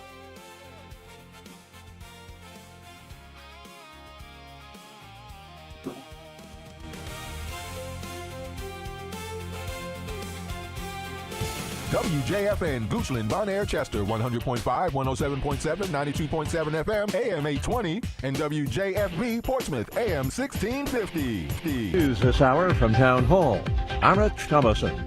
Fresh challenges this morning to the tenuous Iran ceasefire. Kuwait says it's been targeted by Iranian drone and missile strikes, and the U.S. hit military targets in southern Iran overnight. U.S. forces carried out new strikes Wednesday on a military facility in Iran, what they describe as defensive action. They say it came after the downing of 4 Iranian attack drones that were posing a threat around the Strait of Hormuz. U.S. forces also struck an Iranian ground control station in Bandar Abbas that was about to launch a 5th drone. It all comes after President Trump expressed confidence the U.S. was making progress in talks to end the war. It looks like they want to just make a deal. I don't think they have a choice. Ben Thomas, Washington. The Israeli military has stepped up its attacks on Iranian proxy Hezbollah in Lebanon. At least 14 people killed. An Israeli soldier was also killed in a Hezbollah drone attack in northern Israel. Swiss police say a man stabbed and wounded several people at a train station in the Swiss city of Windhoek before he was subdued and arrested. 2 people confirmed dead, 9 others missing following a chemical storage tank explosion at a paper mill in Longview, Washington. A search for the missing is underway, albeit with extreme caution. Operational conditions, it still remains active and it's extremely hazardous in the recovery environment. Recovery operations will continue as the conditions safely allow. Longview Fire Battalion Chief Matt Amos. Today's AAA national average for a gallon of regular gas, $4.42. It's down about 3 cents from yesterday's average. Watching Wall Street, stock futures are down this morning. The Dow futures off 102 points. NASDAQ futures 164 points in the red, and the S&P futures are down 23 points. More on these stories, townhall.com. Hey, if your loved one is aging but still mobile, still values their independence, there's a simple tool that keeps them safe and keeps you in the know. I am proud to tell you about Safety Plus by Connected Caregiver. Safety Plus is a wearable device that alerts you immediately if your loved one has had a fall. They can wear it as a necklace, on their belt, but there's even a great watch option. There's even a simple push button on the device allowing mom or dad instant access to emergency services. As you age, it's not like you planned for a fall. Suddenly your knee might lock up. There's an uneven surface, wet floor. There's simply no excuse to not wear something discreet that keeps you safe and can keep you at home longer. That's Safety Plus by Connected Caregiver. To see if you qualify for a free device, call 888-870-8020, 888-870-8020, or visit ccgoffer.com, ccgoffer.com. Again, 888-870-8020. With Connected Caregiver, peace of mind is just a phone call away. In Kenya, 16 students died in an overnight fire. It started in the dorm of a girls' boarding school. Education Minister Julius Ogamba says 79 others were injured at the school, which has more than 800 students in central Kenya. Cause of the fire not yet determined. Police say now they're leading rescue and emergency response efforts at the school about 74 miles from the capital, Nairobi. School fires are commonplace in Kenya. Children around the globe born in conflict are getting a playful respite. The LEGO Foundation committed $97 million to expand International Rescue Committee programs that use play to help millions of children learn and recover. Children who are born in conflict have their childhood stolen from them, but giving children a bit of their childhood back is the goal here. The 5-year partnership wants to reach 5 million children across East Africa and the Middle East. And that's correspondent Bill Alexander reporting. News and analysis at townhall.com.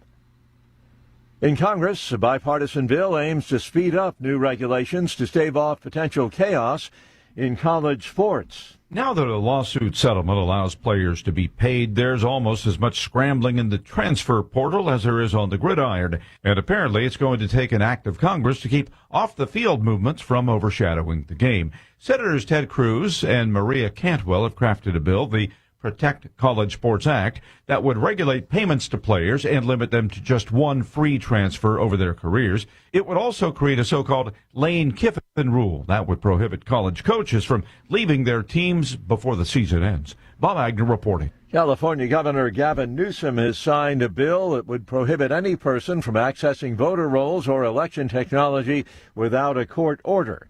It also makes it a crime to knowingly take voted ballots from election officials. More on these stories at townhall.com. It's finally here, our second annual mega sale. This sale only comes around once a year, so take advantage of the best offers ever while you can. For example, save 50% on our Giza Dream bed sheets, as low as $29.98. And for the first time ever on TV, MyPillow mattresses and MyPillow mattress toppers as low as $99.98.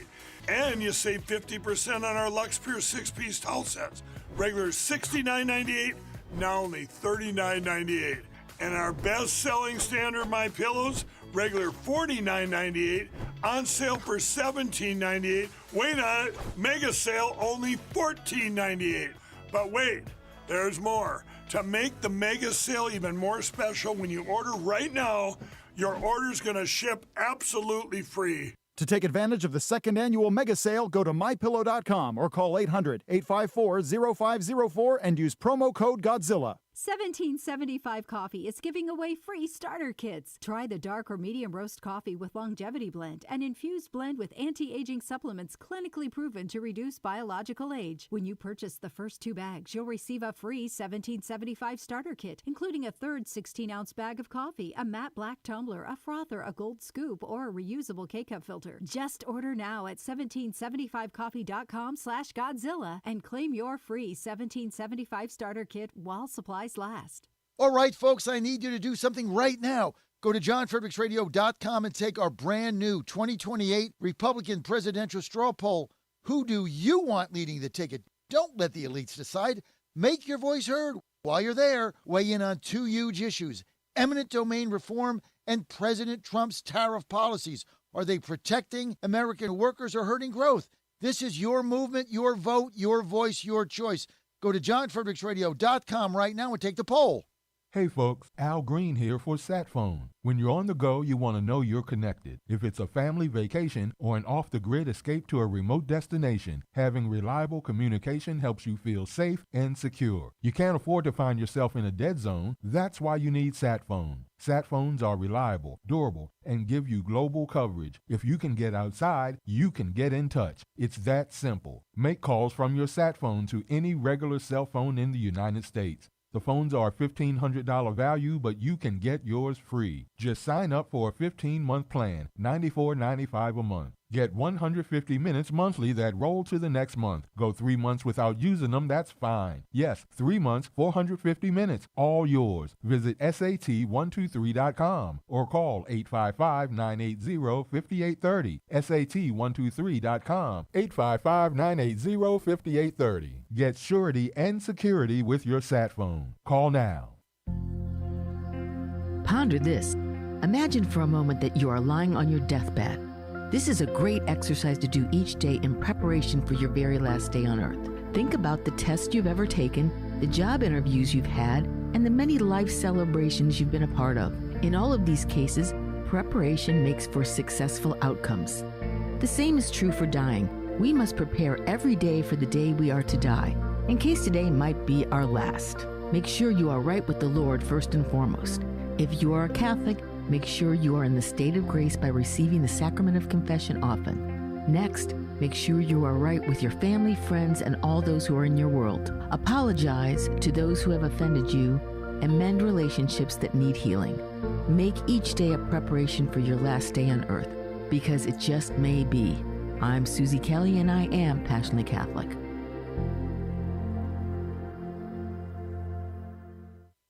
What happened was that second game, we got our ass kicked, or the second half. We just got our ass totally kicked. We couldn't do diddly poo offensively. We couldn't make a first down. We couldn't run the ball. We didn't try to run the ball. We couldn't complete a pass. We sucked. The second half, we sucked. We couldn't stop the run. Every time they got the ball, they went down and got points. We got our ass totally kicked in the second half. That's what it boiled down to. It was a horse performance in the second half. Horse. I'm totally embarrassed and totally ashamed. Coaching did a horrible job. The players did a horrible job. We got our ass kicked in that second half. It sucked. It stunk.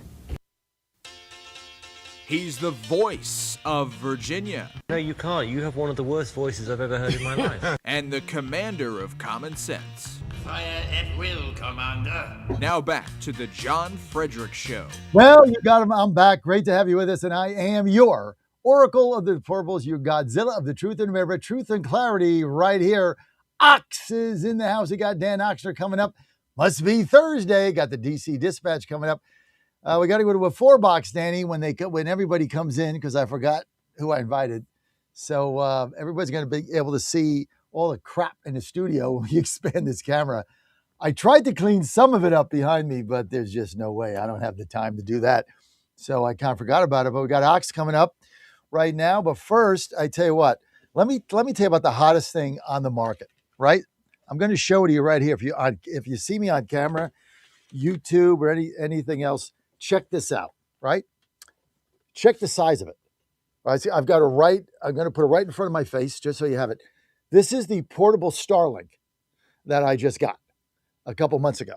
This thing is unbelievable. This is Elon Musk. Sat123.com has it. If you own a business, even if you're an LLC, if you're driving an Uber, whatever it is, this is the best investment you're going to make. I got this for $169. And then I pay something like $59 a month, and I get this thing is like, forget the jetpacks, right? I got this jetpack here, right? So I got the jetpack, right? You know, whatever. I got two of them. You got to have it. But since I got my Starlink, all you have to have is an open sky. You have the open window. Like at home, I just open the window up and screen. I just put it right there. Boom, good to go. It's got a long cord that goes with it. But sunroof, car, right? Open up the sunroof, put it right there. You got 100% internet connection, connectivity, speed, up and down, video download, upload, whatever you need, right at your fingertips. And it's inexpensive, and it goes right to the sky. So you got a car. Now, this is, of course, on our bus. We've had it forever. But this is the greatest thing. I travel with, you go to a hotel, all you have to have is a window. Unless you're staying in a dungeon, this thing is going to work. You just put it right by the window. If you got a balcony or a porch, even better. But you just put it right by the window. You turn it on, boom, you're good to go. And then you go to your device. You put in Starlink. You put your password in, and you are good to go. It travels like a laptop. Let's see. It's smaller than my Apple and lighter. This thing is, I don't know how they came up with this thing, but it is an amazing device. And so I would suggest that if you want to stay connected, just go to sat123.com, sat123.com, get your Starlink Mini there, because you are going to be thanking me later. That's how cool that thing is. I'm going to be traveling with it today. So I got one in the bus, obviously, but when we travel, we bring that. And I still got these jetpacks around. I pay like $70, $80 a month. I got one Verizon, one ATT. Like, why do I even have them? Right? But, you got to have them because you got to stay connected. But this thing, I mean, you go to a hotel. When was the last time you went to a hotel and tried to connect? Right? Soon as like 7 a.m., 8 a.m. rolls around, everybody gets online, slow as molasses, worthless, garbage. But you get your Starlink, you get your portable Starlink, you're good to go. Just go to sat123.com, get your portable Starlink today. If you have a business, this is an absolutely essential component to your connectivity. Travel no matter where you are, anywhere in the world, doesn't matter where you are, doesn't matter. As long as you got a sky, it's going to hit a satellite and boom, you're good to go. Go to sat123.com.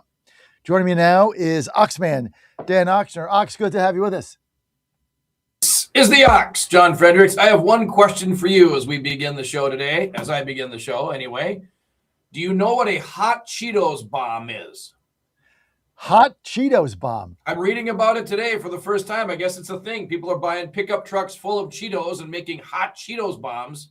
I think it's food, but it might be an explosive device. I'm not sure. All I know, maybe it was an East Coast thing. All I know, if you eat a Cheeto, you gotta go to the bathroom and wash your hands and face. That's all I know, because it gets all over you. That is true. So I'm really not a Cheeto guy, but I don't know, what's a hot Cheeto bomb? You put Let's work on it. You and me, we have a project. Guacamole in it or something? Maybe. All right, I don't know. That's you stumped me on that one. Yeah, it's a new thing. I guess all the cool kids are doing it. I'll have to run that through AI. Right. Why didn't I think of that? Right. All right, give us an update in a minute. So I had Mike Lindell on my show the other day. He says he's ahead in the polls. He's going to win the nomination. He said, screw the convention. It's all rigged. He's going to win the primary. True or false? Well, it could be. The convention starts tomorrow, and we're excited about that. I'm also excited to announce that as of 20 minutes ago, the Republican Party has now refused to provide me with a broadcast space. So after years of planning, the Ox will not be broadcasting from the Republican convention, as I have done for the past 25 years or so. So that's interesting. They won't give me early press credentials until my show already has begun on Friday. Even if I did get there, I couldn't get in. So that's the latest development this morning from the dysfunctional Minnesota Republican Party. I totally get where Mike Lindell doesn't give a crap about the endorsement. It's pointless for the most part, but for the most part also, it's the step on the way to becoming the party's nominee and the governor. So Mike's, I don't know what he's talking about. It's rigged. It's not rigged. There's a certain faction of people in Minnesota that think it's rigged. It's not rigged. It's just an interesting batch of delegates who decide to go out and be part of it. I don't think there's anything rigged or corrupt about it necessarily. There are certain people who do think that, but it's a pointless organization. I don't know if they even have $1 million in the bank. They've been dysfunctional. They've been bankrupt. God bless them. We had a really bad leader years ago, and since then, multiple leaders have tried to rescue it. But it's been a long haul, and there's going to be another 2 or 3 leaders probably over the years until this party, if it ever does, get resurrected in Minnesota. So if I'm Mike, I'm blowing it off. But there are contenders that are seeking the Republican endorsement. As I understand, there are some folks, and I think they're allied with Mike, who are going to push for a non-endorsement. Let's just not even endorse. Which means that 2,000 or 3,000 people from all over are spending thousands of dollars of their own money to blow off one of the nicest weekends of the year to come and sit in a convention hall and argue about rules and regulations for nothing. So that being said, they need to get an endorsement. I disagree with anybody who says they shouldn't do an endorsement, but understand it's not binding. People can run in a primary. All eyes on Minnesota really in mid-August for the primary. That's really when the rubber meets the road. What a joke. Yeah, it's a joke. I can't believe what you just said. Where is this one being held? Duluth, right on the old Gitchigumi, Lake Superior. So it's in Duluth at a convention center. Yep, big convention center. Okay, so big deal. If I look at Virginia, I've been covering Virginia conventions for 15 years. I missed the one last year because Ann and I were traveling for something. I don't remember. It's the first one, but I missed it. But I've always gotten credentials. I've always gotten in there at 5 a.m. I've always gotten floor space. Always. Yep. Always getting a media booth right there on the floor because they want transparency. The Virginia Republican Party, as bad as they've been, every chairman that I've dealt with wanted their people to come on and wanted broadcasted to the extent that they can. Nobody's ever denied me. And when they tried to, it was a faction because they thought I was supporting somebody else. And then that always got overturned. That somebody would put me up in the rafters, and then, the chairman would weigh in and said, no, he's going down here on the floor, whoever he backs, he's backing, but this is where he's going. So after 25 years, they won't let you do your show there. They won't even let you in when your show starts. Right. And there is, and I'm not saying that they are singling me out for any reason. John, I believe, and reflecting back now to the past 4, 8, 16, whatever years ago, I'm kind of the only guy in the whole state that is even doing this. So my guess is, like, I'm the only guy. Like, that is the coverage that Minnesota gets for politics. Is you. Right. So they're like, who is this guy? And every 4 years, there's a new group of people. So they know me, but they don't know my face. That they don't know me and their kids, so they don't know my history. But looking back on it, I've been the only show there for years now that I think about it. So maybe that's the deal. They just don't get it. Like, never heard of a radio show coming to broadcast. John, you and I do national stuff. So we're used to dozens, for the most part, of people like us being there. In Minnesota, if there's no other outlets, they don't know what this is. So I will give them all the credit in the world that they don't get what this is, because they're kids, they don't understand. But I'm a little put out because I've been working on this, and I've got emails with them for months now to make sure that this is going to work. And now to get the email saying, I'm sorry, there's no place for you. And no, you can't get your credentials until 8 a.m. tomorrow morning. Well, my show starts at 8 a.m. tomorrow morning. So I kind of got to get in there early, and I got to get some space. Not willing to work with me at all. Not even acknowledging my request for a studio or broadcast space. Like, they don't even know what that is. So I guess I'll just let it go. No, I'll be at the convention. I'll be there walking around and checking things out. Do you have a relationship with the chairman? No, I've never met him. He's new. Who's the chairman? He's new. His name is Alex Plakesh. He's a new guy. Nobody had ever heard of him before. He's not like a power broker or anything in the state of Minnesota. Over the years, a lot of the chairmen have been, bank presidents and, big time donors and all that. Nobody really knows who this guy is. And that's fine. I mean, I don't have an issue with him as far as I know. But the party's a joke. I get where Mike is blowing it off. But if I was him, I'd just blow it off then. Don't bother going. But he's going. He's going to vie for it. But I don't. Well, he always goes. He always goes so then he can make hay with it when they don't vote for him. And he, Right. that's what he did. I mean, when he was on my show, we talked about when he ran for chairman of the RNC against Ronna and Harmeet Dillon. And I remember that because Ann and I were there. That's why some of the RNC people and some of the staff hates us. That's one of the reasons. And it was in California somewhere, Dana Point, I believe. They held it at an expensive hotel that nobody could afford. They do all this because that was, their election for Ronna to get reelected, and they didn't want anybody to go. So they hold it in a resort, which, the hotel's $600 a day, right? So, I mean, this is what they do. And so we went there anyway, but we tried to have a debate. They wouldn't let us do it there. We had to do it in an alternative hotel across the street. If there's a will, there's a way. But what they did to you is incredible. See, if it's at a hotel convention center, you have no problem because you just check in your hotel and you do it, you figure it out.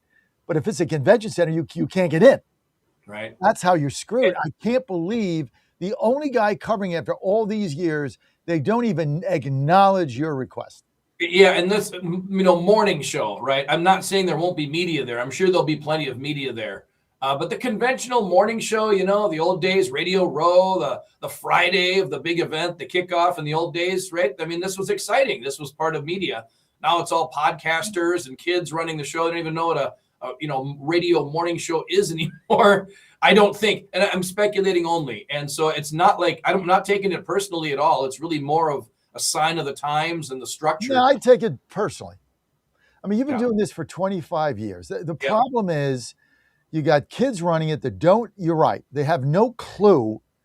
I mean, they all think podcasts rule. Podcasts are not live. Okay. That's what I try to tell people. Like people say, oh, how's your podcast going? Well, my podcast replays my show at like 2 p.m. Like I have a live TV and radio show. Like I take calls. We're live. Like stuff happens when you're live. Podcasts are edited. They're clean as a pin, and then they get put up professionally. So that's just a conversation. We do live broadcast. So we bring you into the action. We bring you there. You can't do that. The media can go there and do a video and then post it. You're not there live, even though you can be there live and you can do a YouTube video and put it up in 10, 15 minutes. It's not the same.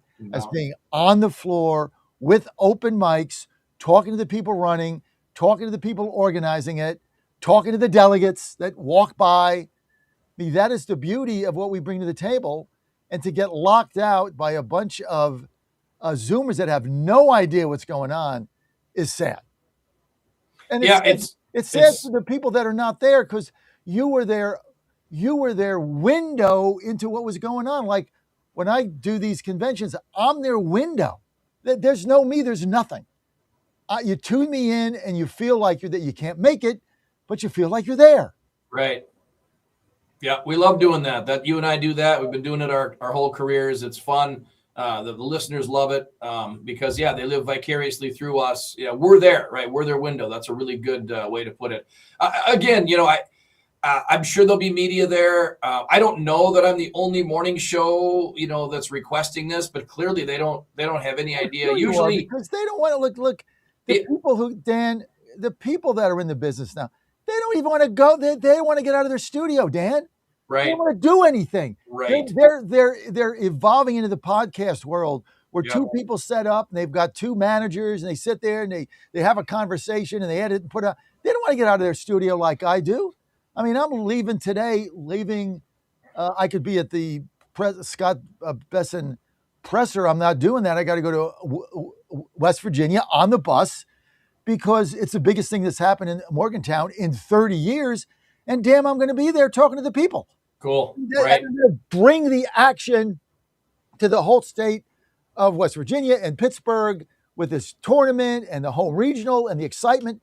If you don't go, you can't bring it. All you can do is report on it. And anybody can do that. They don't want to do the work. That's why there's no requests. You got to pack your stuff. Dan, how many times have you and I done this? If anybody's ever seen us do this, we got to drag this stuff through the airport, or you drag it through your car. You got to drag it up to convention. You got to roll it up. You got to get a table. You got to hook everything up. You got to be sure it works. It's a tremendous amount of work. And they don't want to do it. They just want to sit in the studio, have a cup of coffee or a hot chocolate. The older I get, the more I appreciate that. But yet it's ingrained in me to not do that like it is with you. So, but yeah, it's disappointing. But at the same time, and honestly, not much is going to be happening at the convention tomorrow morning. We were just hoping to get guests on, as they're walking by, be set up right there in the atrium even, right? I don't even need to be in the venue, right? That's fine. But just this weird lack of communication and whatever. So whatever, it'll make my day easier. I will say Kendall Qualls for governor, and I'm not a delegate, so I'm not endorsing anybody officially. But he offered to host me in his war room. Like, hey, Ox, if you want to come in my war room, I'll host you here if the Republican Party won't do it, which I would love. Well, I'd love to do, but at the same time, then the other candidates will assume that is an endorsement. Oh man, I'd have done that in a heartbeat. But I haven't. I'm not doing it yet. This just came up, so we'll see. I may take him up. I would do that, Dan, in a New York minute, and screw them. Hey, if anybody else offered you, then you'd maybe go with them. Right. And look, you like the guy. It's not like you don't like him, so you like him. You'd probably vote for him if you were a delegate. I mean, I endorse candidates all the time. Maybe not. Yeah, I'm not. Yeah, I'm not endorsing anybody. But all you have to say is, I'm not endorsing him, but there's some good things about him. I mean, you don't have to endorse, but I would definitely take him up. Do my show from there. Yeah. Well, that may happen. This is all happening now, basically. So we'll see. Again, live radio, John. Good for him to make you the offer. Yep. On the air yesterday. See, that's, that right away. See, going, but yeah. I mean, the fact that you got blown off is unbelievable. See, they think, here's what they think. They think we're a dying breed. That's what they think, right? Yet, you look at radio, and especially AM, it's like Mark Twain, right? The reports of my death have been greatly exaggerated. Every year, I'm told AM radio is dead. This is going to be it. It's the final year, last legs. Every year, it gets bigger than ever. Bigger than more ever. listeners than ever. Oh, they're going to take it out of cars. No, they're not. Nope. Okay. No, they're not. We're going to get that in the transportation bill. Finally, somebody's going to get the balls to pass it. That's what they keep saying. Oh, it's dead. It's not dead. It gets bigger than ever. Okay. Yep. So it's nonsense. And nobody else, if you're mobile and you're able to take this live, what you give to your audience that can't make an event is you give them access, live access to get there, to feel the excitement of it and to know what's going on. Not waiting for somebody to post a video that of their choosing or Politico to write a story, or the Minneapolis Star Tribune or whatever it is up there, or the Pioneer Press, waiting for their blog to come out with their spin on it. You're there live. You're seeing live what's happening. Yep. So I'll be able to report back on it. We'll see. I'm not, I'm not playing the victim card here. Like I'm not feeling betrayed or, I am not the victim here. I'm fine with that. The idea, it's just that these people don't know what they're doing. It's unfortunate. You have been victimized. I'll let you be the victim. I am not the victim. I won't go there. Victim. You got screwed. You got screwed after a quarter century of taking all that crap in. Back in the day when it was like, it's easier today than it was years ago, and we had to bring all that stuff in. Remember the big thing we had, ISN or something? Oh my God. ISDN. Yeah, the ISDN box. Don't even. It's like it brings back, the thing was like 100 pounds. I've got them, still got them. Yep. And sometimes I throw it off the boat to anchor me in the river, Dan. Let's get the phone lines. Line 1, Vic in Florida. Line 1, go. Dan has been screwed. Vic, go ahead. Good morning, John. John, Vic. Wait, you heard about screwing the pooch? They screwed the ox. Oh, well, that's I feel not gonna violated happen. now. This Vic here in Florida is never going to be anybody's victim. John, I grew up on AM radio, and we have to fight to keep AM radio because you and I both know that AM radio propagates better than anything but the internet, and it can't be censored. And it's something that is very important. John, when I was a little kid, 8 years old, I used to listen to Long John Neville on the old WOR. I had a tiny little transistor radio. I used to put it under my pillow, and my mother would come in at night and take it away from me. And I was listening to Long John Neville talking about people from flying saucers, John. And then I started listening to Barry Farber on the old WOR. Oh, yeah, I love Barry Farber. Me too. Yeah, and you in New Jersey, you know what I'm talking about, John. Oh, yeah. And then there was this guy that came out of California via New Jersey. His name was Bob Grant. Oh, yeah. He was on the old WMCA, John, 50,000 watts. I could drive my brand new Saab. When I was 19 years old, I had some money, and I bought this brand new car with a Tandberg radio in it. I could drive all the way from New Haven, Connecticut, all the way to Bar Harbor, Maine, and listen to Bob Grant on the old WMCA the whole way.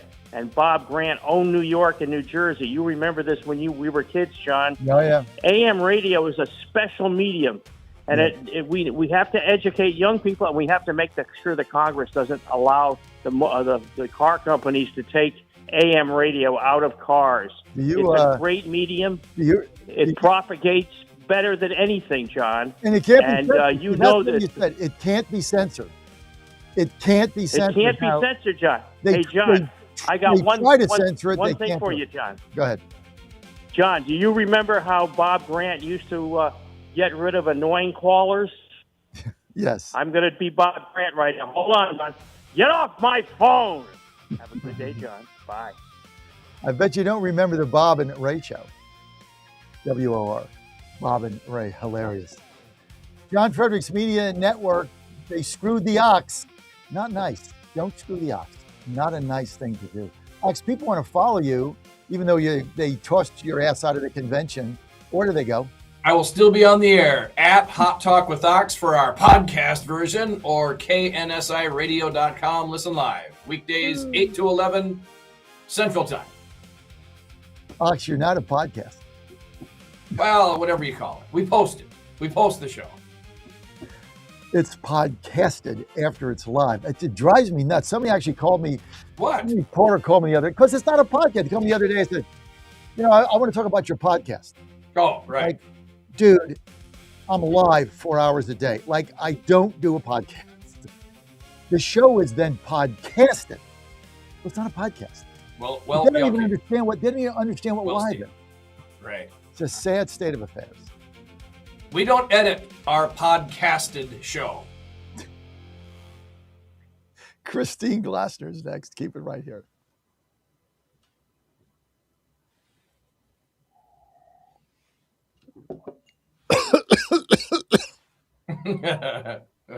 All the action.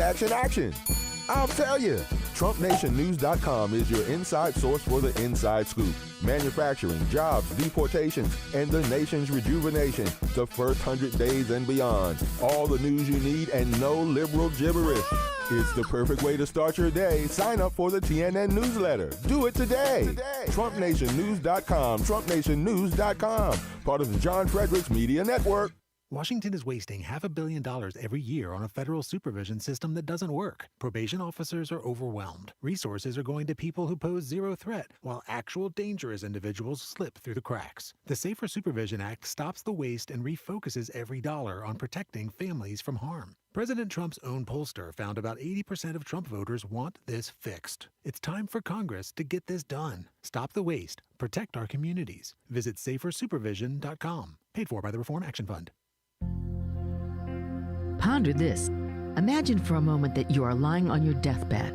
This is a great exercise to do each day in preparation for your very last day on earth. Think about the tests you've ever taken, the job interviews you've had, and the many life celebrations you've been a part of. In all of these cases, preparation makes for successful outcomes. The same is true for dying. We must prepare every day for the day we are to die, in case today might be our last. Make sure you are right with the Lord first and foremost.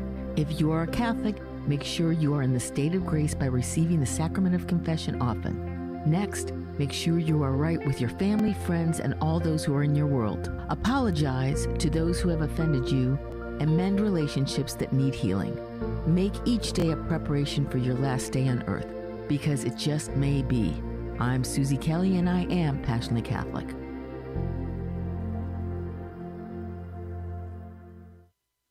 Sometimes in life, you have to put the numbers aside and ignore the odds. You have to make the tough choice. You have to try your best and to fight your hardest to win. Because the only thing worse than losing the biggest game of your life is losing respect for yourself along the way. I wish you nothing but the best of luck and the most courageous of choices on your journey. And I challenge you as graduates of this amazing institution to seek out more things that are just too hard. Things that will force you to grow beyond what you thought was possible for yourself, physically, mentally, or emotionally. I want you to challenge yourself with ideas that are uncomfortable and people who push you to be your very best. Even if one of those people is a cranky old coach who cuts the sleeves off his sweatshirt and screams at you all day, do your job. Okay, that's too specific in my experience. You guys get the point. The tests are over in school, thank God. But the tests in life, they never end. You will be tested every day. And those tests are the prep for the life that you want to live. My story can become your story, but yours will be unique, written by you. Remember this, testing your greatness always comes in the form of a contest, where preparation meets opportunity, and the winner is the one who just won't quit. Thank you so much. Congratulations.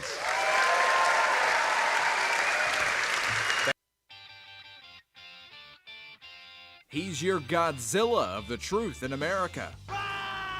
It's Godzilla! No gibberish or nonsense, just common sense.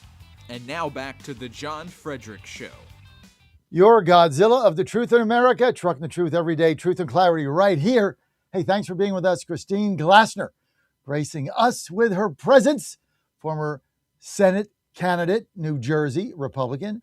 Also, when she lost the primary, my stepmother cried. So I know that. She called me up and said, I can't believe Christine lost. So that's kind of one of the things my stepmom Terry still kicking in New Jersey, so voted for her. Couldn't find her on the ballot. She said, it took me 10 minutes to find her name. That was done by design, so she couldn't win. But hey, that was for another day. Christine, now a senior official in the Trump administration, is with us today. And Christine, before we get started, there's a lot of viruses going out. I tell you what, I know you've got your daughter is going to she's going out west in that leadership thing. You got to get her a medical emergency kit. You got to buy this for her, bring it with her, have her pack it. I know they can't bring certain things, but they absolutely need for your family your medical emergency kit. With all the viruses out there, I don't know how many times this thing has saved Ann and I and Joe from getting sick. Antibiotics, Z-Pak, hydroxychloroquine, ivermectin. There's a guidebook in here. You get bit by a spider, you get bit by a snake, you get a virus, you get sick, you get a cough, congestion, whatever it is. You open up your guidebook. Everything is right here at your fingertips. Every family needs one, especially now with all the stuff going around. Hantavirus and God knows what else, right? All you got to do is go to twc.health/Godzilla, twc.health/Godzilla, promo code Godzilla. You're going to get 10% off. Everything is right at your fingertips. This is the new way to do medicine. I've got one, Ann's got one, Joe's got one, and there's one on the bus, which I'll be at this afternoon or tomorrow or something in West Virginia. Got it there for Larry. We never leave home without it. Travel with it. twc.health/Godzilla, promo code Godzilla, 10% off. You've been putting it off and putting it off and putting it off. You don't need it till you need it, and then you don't have it. Not good. Do it today. Take you 5 minutes. Got to go through a doctor. They'll do an online thing because these are prescription meds, but then you have it and it's done. So do it today. twc.health/Godzilla, promo code Godzilla. Joining me now, Christine Glassner. Christine, thanks for being with us. Thank you. John, I am going to get one of those as soon as we're done, because you're right. My daughter needs it. She's going to be traveling. She's going to be out there in the wilds, the wilderness. And I think that you absolutely have to have, precautions in case you do get sick. Something I hadn't thought about. I wonder if the leaders have thought about that with the group that she's going on, but I'm going to certainly take your advice and get one. I mean, just pack it in her bag, and you never know what goes on out there. You're hiking and camping, you get bit by something, and then you got to, but and what do? You have to wait to find the doctor or something of that nature. Maybe somebody on the trip is aware of it, but if you have the medical emergency kit, you open it up. Okay, I get bit by a spider. Here's what I do. Done. Right. At least you can get started. I mean, even if you need to be helivaced out, at least you can get started. Exactly. And especially if you're there, you're hiking and you're getting the flu or you're getting a virus, and now what, right? Now you're in the middle, stuck there, that this can do it. All right. I'm going to start with cut 2 here, Dan. This is Chad Wolf. He said the New Jersey governor's instinct is to blame law enforcement on the tensions and the chaos going on with ICE in New Jersey. 2, Chad Wolf. Take a look. Further away from our values here in New Jersey. Joining us now, former acting DHS Secretary and America First Policy Institute Homeland Security and Immigration Chair, Chad Wolf. Sir, good to have you with us tonight. Can I go right at that thing Mikey Sherrill just said? Okay, Governor Mikey Sherrill in New Jersey. She says all this stuff at Delaney Hall is moving away from our values. All right, I looked at the list of things that are provided to the people who are in that hall. It sounds like a pretty nice set of things provided to people who are in this country illegally. Food, shelter, clothing, medical care, a place to sleep, like psychological care. Better than a lot of Americans have it, Chad. Yeah. Is DHS lying, or is Mikey Sherrill lying? What's the truth here? Well, look, I've been a part and I've seen a number of protests at ICE facilities going back to the first Trump administration, and the playbook is all the same, which is let's claim that there's subpar or suboptimal conditions. Let's complain about the food. Let's complain about medical care. Let's do everything. But the bottom line is these are the same activists. These are the same government officials who do not like immigration enforcement. They don't. And so they're targeting ICE, and they're just doing it in a slightly different way. But if you listen to the governor, if you go back to that clip and you listen to the governor, her instinct is to blame law enforcement. And we see this across the country by the left, and the American people have rejected it. It's not law enforcement that is doing something wrong. It's those individuals who are not simply protesting, as the governor wants you to believe, but are in fact blocking access to and from that ICE facility and impeding law enforcement from doing their job. And once they do that, they start breaking the law. They're not simply protesting, they're breaking the law. And instead of blaming them or putting some accountability on them, the governor is very quick, as most blue state governors are, very quick to blame ICE and law enforcement. ICE agents, many of whom are veterans, I might add. Yeah. What are her values, Chad, that she and Senator Kim and her ilk, these oozing ghouls, would pull this stunt on Veterans Day, on Memorial Day? That we are the land of the free because we're the home of the brave. And rather than honoring people who made the ultimate sacrifice to preserve our freedoms. Christine Glassner, you just saw this. You ran for U.S. Senate there. The chaos that's going on in New Jersey, and you've basically got elected officials right in the middle of it. You have your governor who's refused to take any viable leadership here. What is going on, Christine Glassner, in New Jersey? Well, John, obviously, look at the high-level elected officials that were there.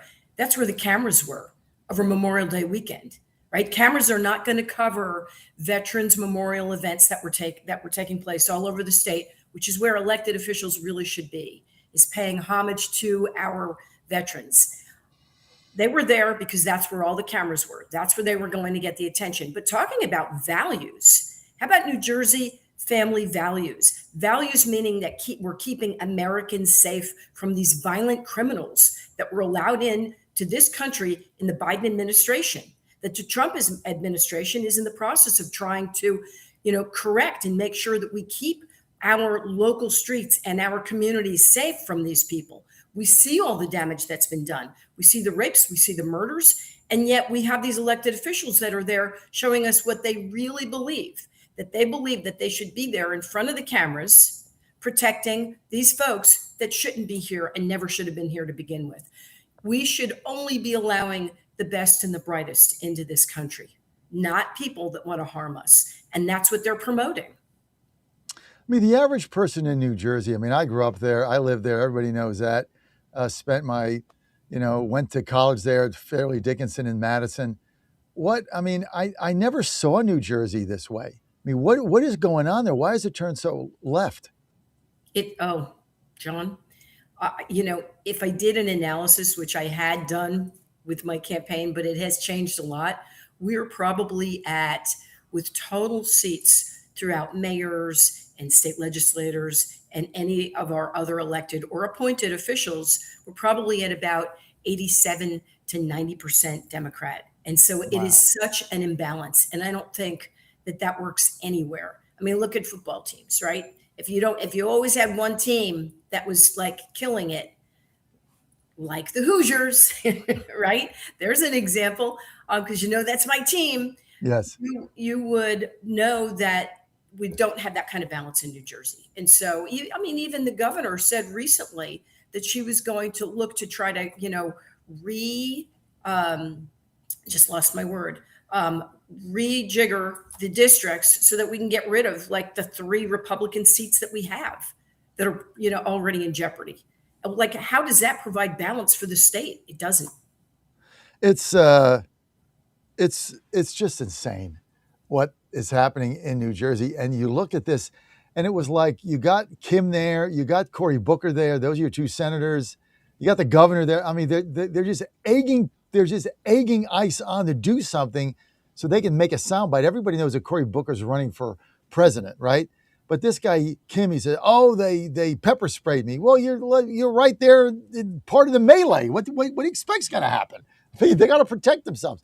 It's insane what has happened in New Jersey. It is a non-winnable state. And you're right. You got seats there right now. You got 3 Republicans, all 3 of them at risk, right? All 3. Yeah, I think 2 of them. some are safer than others, but there's always that risk going on, and we know where that risk is. You just have to look at the percentage of Democrats versus Republicans. We've got a lot of independents. What we're looking for is some common sense voters, right? But that's not what we're seeing. We're seeing everything go to much more of the progressive realm of the Democrat Party. And New Jersey is already one of the most expensive states in the country. It is tied with New York for the highest tax state in the country. We know that we have some of the highest property taxes in the country. How much worse can it get? If we continue to bring in progressive Democrats, that's exactly what's going to happen. And it's going to end up driving people out. Look what's happening in New York City right now, right? These are the taxpayers. These are the people that are paying the largest percentage of taxes, and they're saying enough. It's time to leave, and it's time to bring their businesses and their jobs with them. And New Jersey already has a deficit in jobs. We've seen tens of thousands of layoffs in the last 6 months from some of the large corporations. We can't afford to lose any more jobs in New Jersey, because as we do that, people end up having to leave. It's become too unaffordable, and it will continue to head in that direction unless we have greater balance, which means getting more Republicans into these seats. Christine Glasser with us, former U.S. Senate candidate from New Jersey, Republican, also former mayor of, starts with an M, right? Where? Mendham. Mendham. I should know that. Morris County. I grew up in the area. Actually, I grew up in Middlesex County, and then I went to high school in Madison, which was Morris County. So very familiar with the state. Worked at the Meadowlands for a long time when I was in the horse racing business, stable there for a while. I was Route 3. I think I took the exit Parkway to Route 3 to Meadowlands. That's all I remember. So back in the day. And but when I was there, I mean, New Jersey, it was Democrat, but we got Republican governors. I mean, we got Kane was elected, I think, two times, and then way after that, you had Christine Whitman, and then after that, you had, of course, Chris Christie. Now, I couldn't imagine a Republican ever get elected governor there. Yeah, it's we saw how the last few races went. Definitely not in the Republican direction. At the end of the day, Republicans just need to work harder. They need to have a better, clearer message, making sure that folks in New Jersey, the voters, really understand how they're going to achieve those goals of making New Jersey more affordable at the end of the day. Who's the state chairman of New Jersey? The party chairman, do you know? For the GOP, Christine Hannon. She was recently elected. Does she have hope? Is she good? I don't know. We'll see. Yeah, I have no idea, John. I mean, I'm not seeing a whole lot of action there on the GOP front, unfortunately. Look at all you have to do is look at the candidates that we have running in CD11 or CD12. I mean, perennial candidates that have been there for years. It's really tough to get people to stand up, people that have some experience, people that, have sat in elected seats before, people that understand the state. And that's not what we have running. It's great that we have candidates that have been willing to step up, but it's the same people that run over and over and over, and there's no new message there. Kind of the Harold Stassens of New Jersey, right? The perennial candidates. But you guys got to find a message. That's one of the other things. There's got to be a message.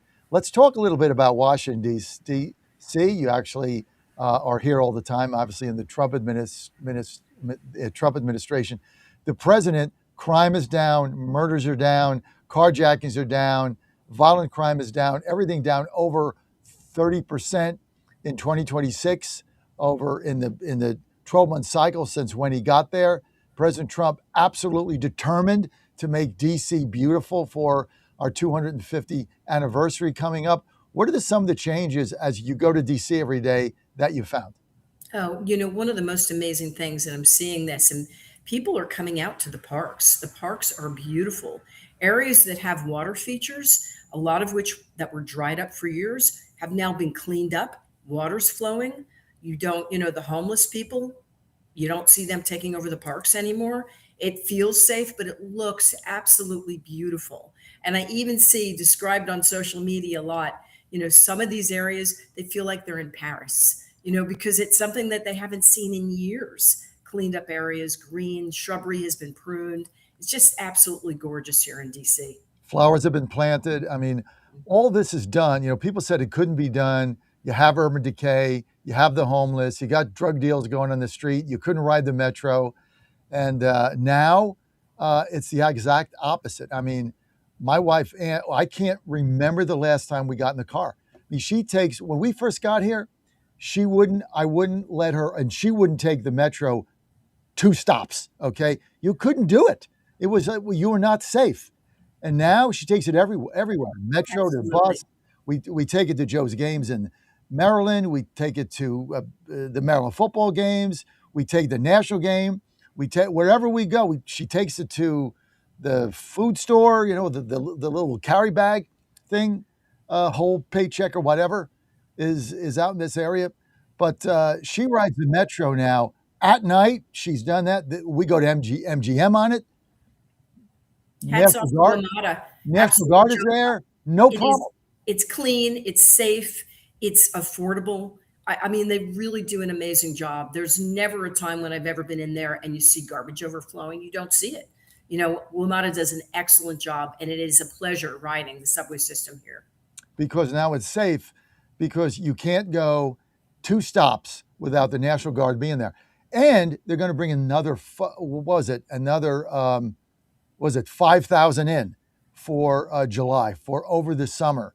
And, people say, free DC. And I'm like, free it from what? Like being safe? Like you're an idiot. I love seeing the National Guards. They're pleasant people. They're from all over the country. I have lots of conversations with them. John, I ride the subway every day to work. I know you do. And that's where I see a lot of them.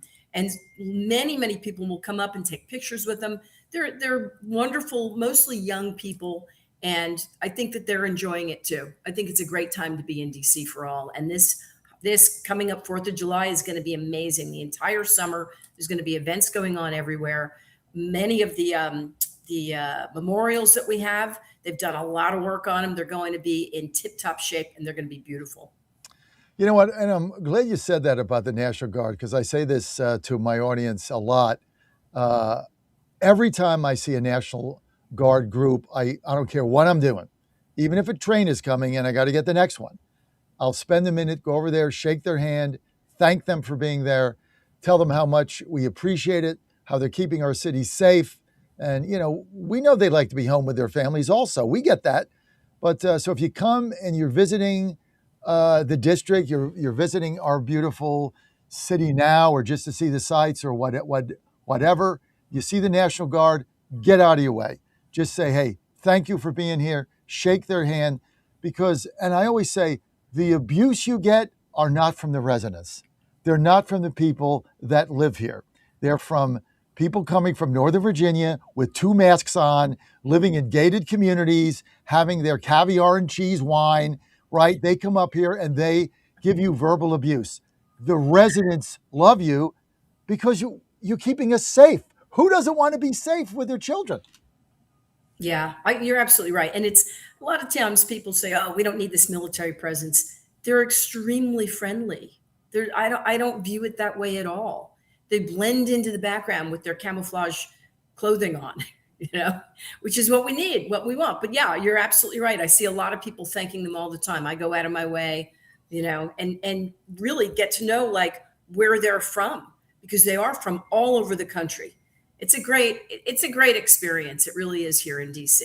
Yeah, it's good for them. It's good for us. It's good for the city. It's good for the residents. It's good for children that want to go play in the park. It's good if you want to bring out your pet. It's good if you want to go ride the metro. It's good if you want to walk 6 blocks at night for dinner. All of it is good. There is no bad that's coming from any of this. And they're so polite. And I tell you the other thing, it gives you inspiration about so many young people that we're raising in this country that are so respectful. And, you see that the teenagers doing the mob thing at the Navy Yard, and, they're not supervised by their parents, and the cops got to get involved. And somebody got shot the other day, gambling in a dice game, 15 years old. You see that and you get despondent. But then you see all these National Guardsmen come in from around the country, men and women, black and white, Hispanic, color doesn't matter. They come in, they're respectful, they keep it clean. Yes, sir, no, sir. And that uplifts your spirit. Like, you know what? At the end of the day, we have great kids in this nation, and we are doing something right. There's a couple of them that, we got to get parental supervision in the Navy Yard. I get it. And we have got a curfew. I'm for that. Got to hold the parents accountable like you and I are. But at the end of the day, these young kids that come here, they're an inspiration, Christine. Yes, they are, John. And we have to credit both the Trump administration and the mayor, Muriel Bowser, who has worked with the Trump administration to make sure that all of these new Make DC Beautiful, implementations possible, and if it wasn't for what the Trump administration has done, working with the mayor, it wouldn't have happened. Because we know there's been mayors here in the past that just would have been an obstacle to all of this. So this is what teamwork looks like, right? Especially in politics when we work together. Muriel's going to be missed. I had my problems with her in Trump 1. No problem with her in Trump 2. She is going to be missed. And by the way, people forget she single-handedly saved the Wizards, not an NBA fan, not a not fan, I just don't watch it, and saved the Capitals. No Muriel Bowser, Capitals are in Virginia. She outmaneuvered Glenn Youngkin in the middle of the night. Yes, she did. Yep. Christine, I got to go. It's great to see you. You look fantastic. Thank you, John. You look wonderful. Good to see you. Please tell your lovely wife I say hello, and we will see you again soon. I will do that. Christine, thanks for being with us today. Joe Rubin is next on the John Fredericks Media Network. On top of military action to push Iran's leadership into an agreement to end the war and open the waterway. The sanctions were announced after officials told AP U.S. forces had carried out new strikes on an Iranian military facility after downing Iranian attack drones. I'm Ben Thomas. Israel is more aggressively going after Iran proxy Hezbollah in Lebanon. The latest on that front, Israeli fighter jets struck a southern suburb of Beirut. President Trump gets a courtside invitation. President Donald Trump says he plans to take in an NBA Finals game in New York when the series comes to Madison Square Garden next month. Trump says Knicks owner James Dolan asked him to join when the Knicks play either the Spurs or the Thunder. New York reached the finals for the first time since 1999 after sweeping Cleveland in the Eastern Conference Finals. Trump, a New York native, praised the Knicks' performance and called their return to the championship round after decades of futility, quote, great to see. I'm Gethin Coolball. House Democrats introducing a bill that's aimed at blocking construction of the president's proposed triumphal arch near the Lincoln Memorial. On Wall Street, Dow futures are down 94 points and NASDAQ futures off 125. More on these stories, townhall.com. Spring cleaning isn't just for your house, it's for your life. If your job is getting old, it's time to clear the clutter and spring into IT. Go to My Computer Career. My Computer Career helped me get the skills and certifications I needed to start a new life as an IT professional in months, not years. Earn the and take the free career evaluation to see if it's time to spring into IT. Financial aid is available to those who qualify, including VA benefits. When you're vacationing in your RV, there are some things you can always count on. Taking the kayaks out on the lake, hot dogs on the grill, and your sister's boyfriend pulling out his acoustic guitar. Everyone quiet! Harrison's playing. Wow, you're so good, Harrison. With Progressive, your RV is protected 24/7, so you're prepared for whatever you don't see coming. Progressive Casualty Insurance Company and affiliates, not available in D.C. Australia is suing U.S.-based 3M for over $1.4 billion, citing contamination from so-called forever chemicals. This is the largest legal claim ever brought by the Australian government, which argues that foam containing chemicals that don't naturally break down was used in 28 defence bases across the country. According to the Attorney General, Michelle Rowland, 3M failed to disclose environmental risks that it knew about, the government seeking to recover what it called significant costs of investigating, managing and fixing the contamination. 3M has said that the company would defend itself against the claims, adding that the Department of Defense kept using the firefighting foam in question for 2 decades after it stopped selling the product in Australia. The BBC's Katie Watson. Ukrainian President Zelensky is visiting Stockholm for talks with the Swedish Prime Minister, talks focusing on greater defense cooperation. News and analysis at townhall.com.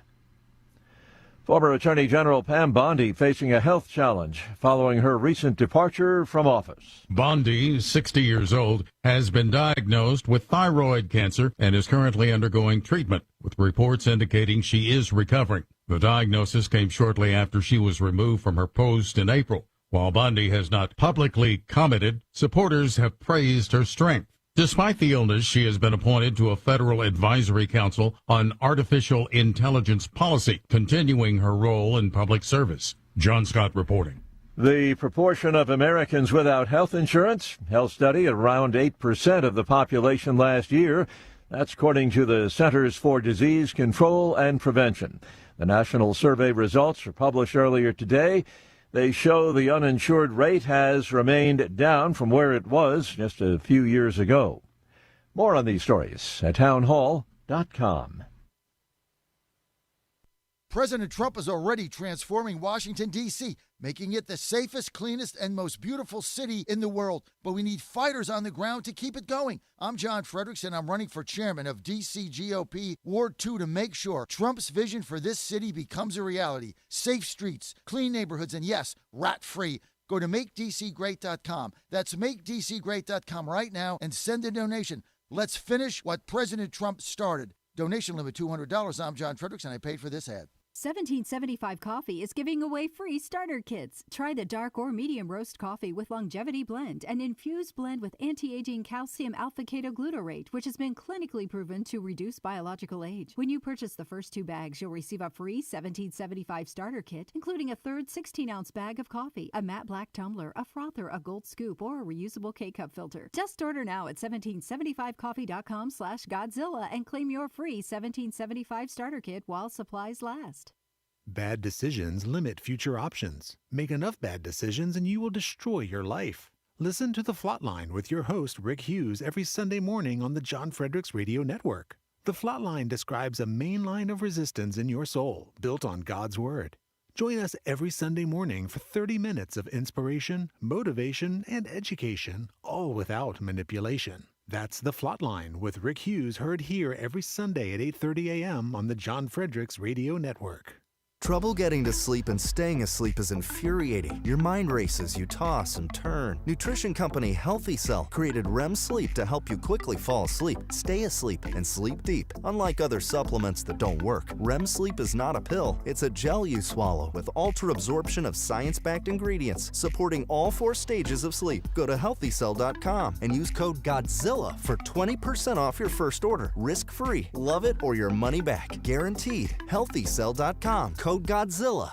Hey folks, Al Green here for SatPhone. When you're on the go, you want to know you're connected. If it's a family vacation or an off-the-grid escape to a remote destination, having reliable communication helps you feel safe and secure. You can't afford to find yourself in a dead zone. That's why you need SatPhone. SatPhones are reliable, durable, and give you global coverage. If you can get outside, you can get in touch. It's that simple. Make calls from your SatPhone to any regular cell phone in the United States. The phones are $1,500 value, but you can get yours free. Just sign up for a 15-month plan, $94.95 a month. Get 150 minutes monthly that roll to the next month. Go 3 months without using them, that's fine. Yes, 3 months, 450 minutes, all yours. Visit SAT123.com or call 855-980-5830. SAT123.com, 855-980-5830. Get surety and security with your SatPhone. Call now. For the first time ever, we're bringing you MyPillow mattresses and mattress toppers for as low as $99.98. Remember, sleep's all about temperature and pressure points. Whatever sleep needs you have, we have the right technology for you. Like our MyPillow mattress topper, our queen size has over 10,000 individual comfort supports to help relieve your pressure points. And how about our 3-inch Hybrid Plus mattress topper? It's infused with copper and silver to help your body get the restorative sleep it needs. And our MyPillow and Case Coil mattresses, I personally helped develop these mattresses to make sure they have everything needed to give us great sleep. Plus, they're made right here in the USA, and they ship right to your front door, absolutely free. Go to MyPillow.com or call 800-854-0504 and use promo code Godzilla to get MyPillow mattresses and toppers for as low as $99.98 and free shipping. You play to win the game. Hello? You play to win the game.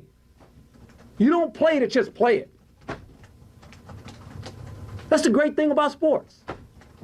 You play to win. And I don't care if you don't have any wins. You go play to win. When you start telling me it doesn't matter, then retire. Get out. Because it matters. He's your Godzilla of the truth in America. It's Godzilla! No gibberish or nonsense, just common sense. And now back to the John Fredericks Show.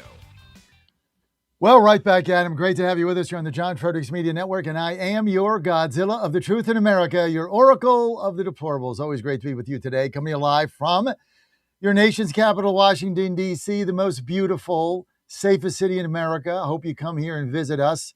250th birthday coming up. President Trump beautifying everything. And it's all good. All right, Joe Rubin was supposed to be with us. He's going to be a little, he can't make it today. He's not feeling, he's a little under the weather. And that's because he doesn't have his medical emergency kit. If he had that, then he'd be able to come on the air, Dan. He wouldn't be dealing with all this stuff. But it's good to have everybody with us today, as always. And I tell you what, we're fired up and for a lot of different things. And one of the reasons we're fired up is because of Colonial Downs. Right now, you probably think, what? Colonial Downs? Where? Who? What? I tell you what, horse racing is coming back to New Kent, Virginia. That is just about 20 minutes outside of Richmond, about an hour north of Virginia Beach. Now, here's the deal. This summer, the Thunder is returning to Colonial Downs Racetrack. Live thoroughbred racing. Get this, June 25th, under a month, through September 7th. We're going to get a suite. That's going to be so cool, so much fun. Feel the excitement, hear the roar of the crowd, experience Virginia's premier horse racing destination every Thursday through Sunday, all summer long. Don't want to miss this. Bring the whole family for family fun. Sundays packed with activities for everybody, all ages. Now, parking, that's free. General admission is free. Memories, well, they're priceless. They're priceless. Now, you want to make Colonial Downs Racetrack your new summer fun time tradition. Get tickets and race day now. Info, just go to colonialdowns.com, colonialdowns.com. 4 days of racing a week, Thursday, Friday, Saturday, Sunday. Bring the kids there, friends.com for more information there. I want to thank everybody at Colonial Downs. They do such a super job. The most beautiful racetrack in America, opening up on June 25th. And, well, it's only second to Saratoga, but now it's number one because Saratoga is under construction, right? What do they do? Rehab or whatever they do. And so no Saratoga this year, which means, well, Colonial Downs is numero uno. You're going to love it. Go there and have fun. We're going to be there. We can't wait. Go to colonialdowns.com. Shout out Nate Mize, VP Marketing, brilliant guy. Turned this thing into one of the best family experiences on the East Coast. Nate, you're the best. Great job. Thanks for all you do. Guy's a legend. They're going to make a statue of, forget the Secretariat. Have a statue out there of Nate Mize when this thing is said and done. Brilliant guy. 888-480-JOHN, 888-480-5646. Now let's get to President Trump. Yesterday slams Iran over the Strait of Hormuz, saying this thing has got to be open to everybody. It's international waters. Let's take a listen. President Trump. This is going to be, Dan, number 4.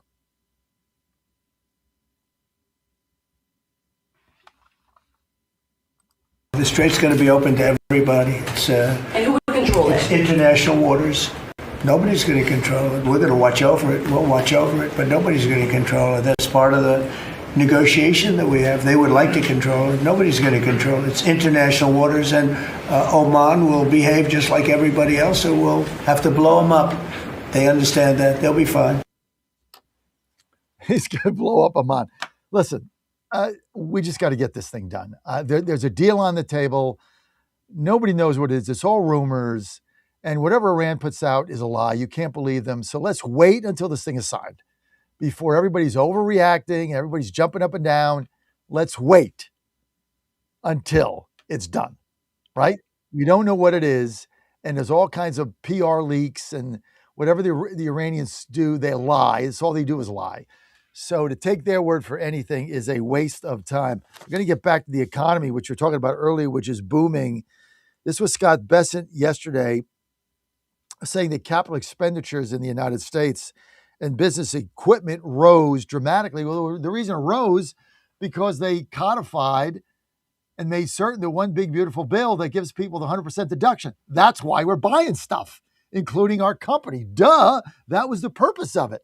Let's get to Scott Bessent, number 5 on the economy, which is booming. Wait till this war ends. Katie, bar the doors.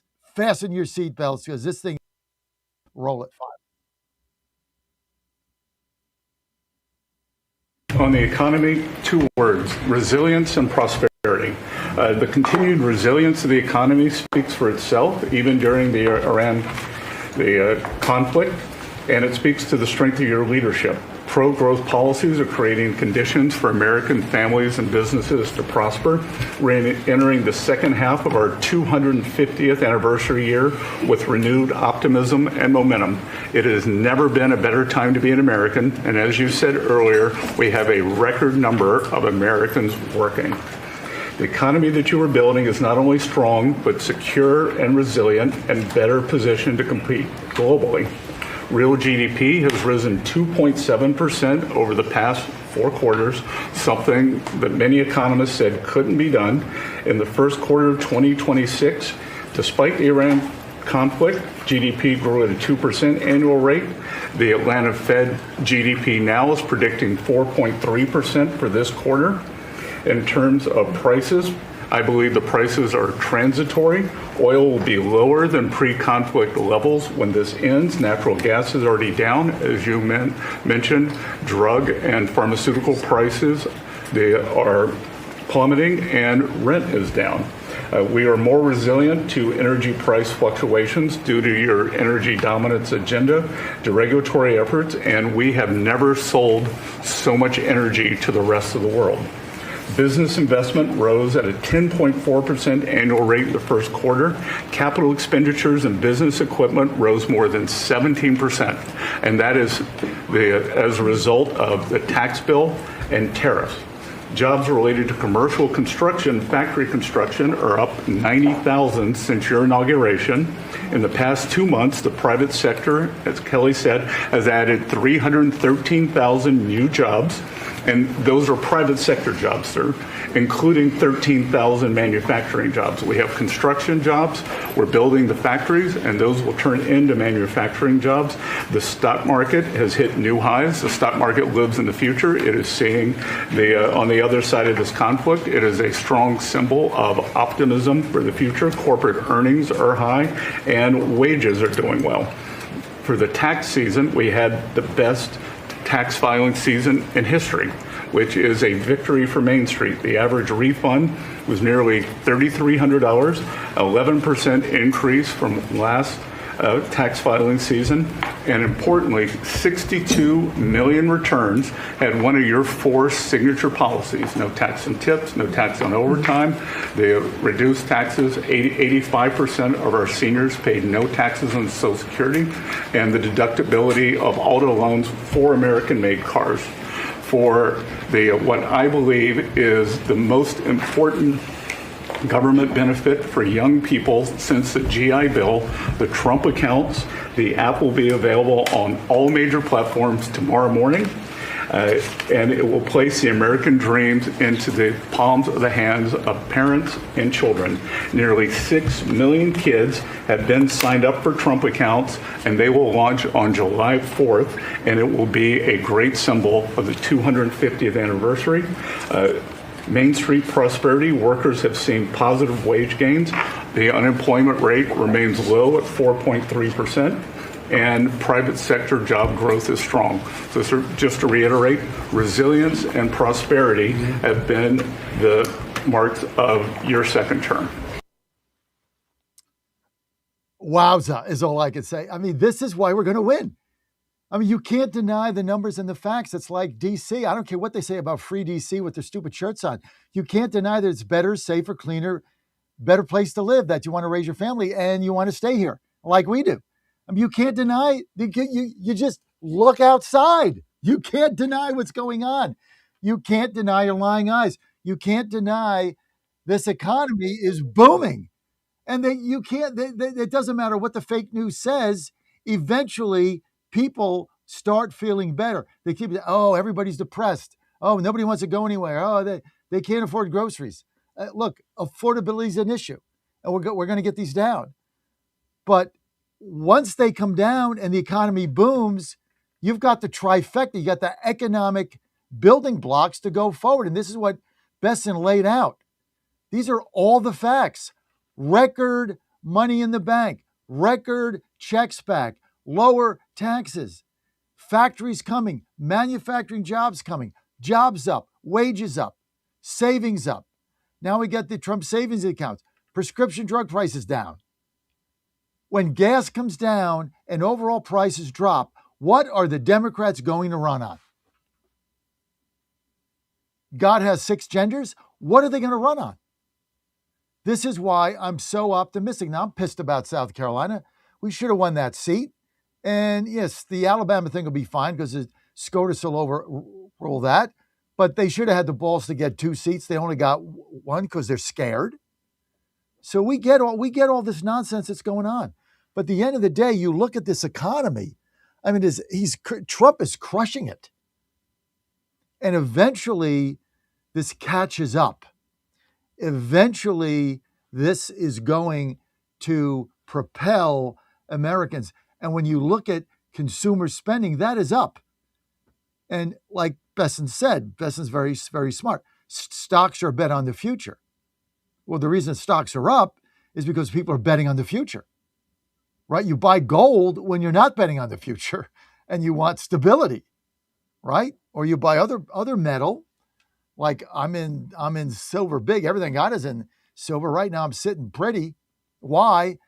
Because if you have manufacturing plants coming in the United States, what is the number one thing you have to get? Silver, because it makes everything. That's why I bought it. And it's almost tripled from when I started doing it. And that was, by the way, that was Ann's idea.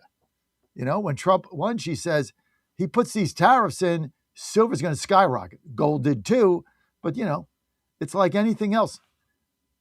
All the building blocks, he's put together the building blocks in the economy. And all the Democrats have now is this war and gas prices and grocery prices. That's all they have. You think about this. What is the seed of my optimism? What is the embryo of why I'm so bullish on us winning?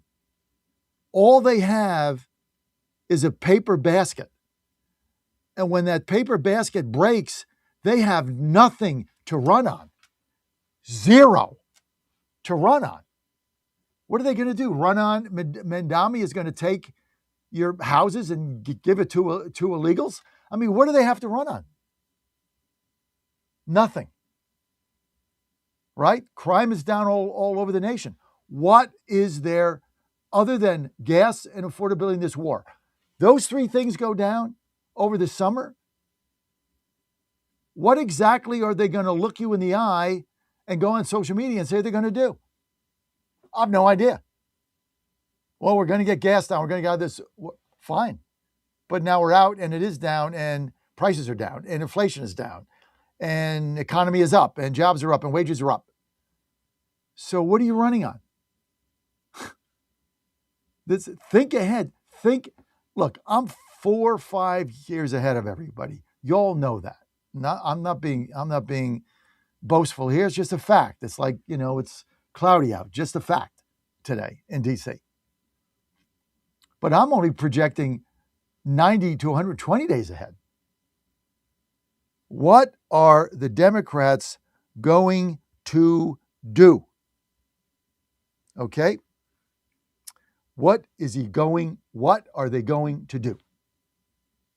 What are they going to talk about? Nothing. Okay? Zero. Zilch. 888-480-JOHN. 888-480-5646. I want to get to Kelly Loeffler on fraud. Cut 7, roll that.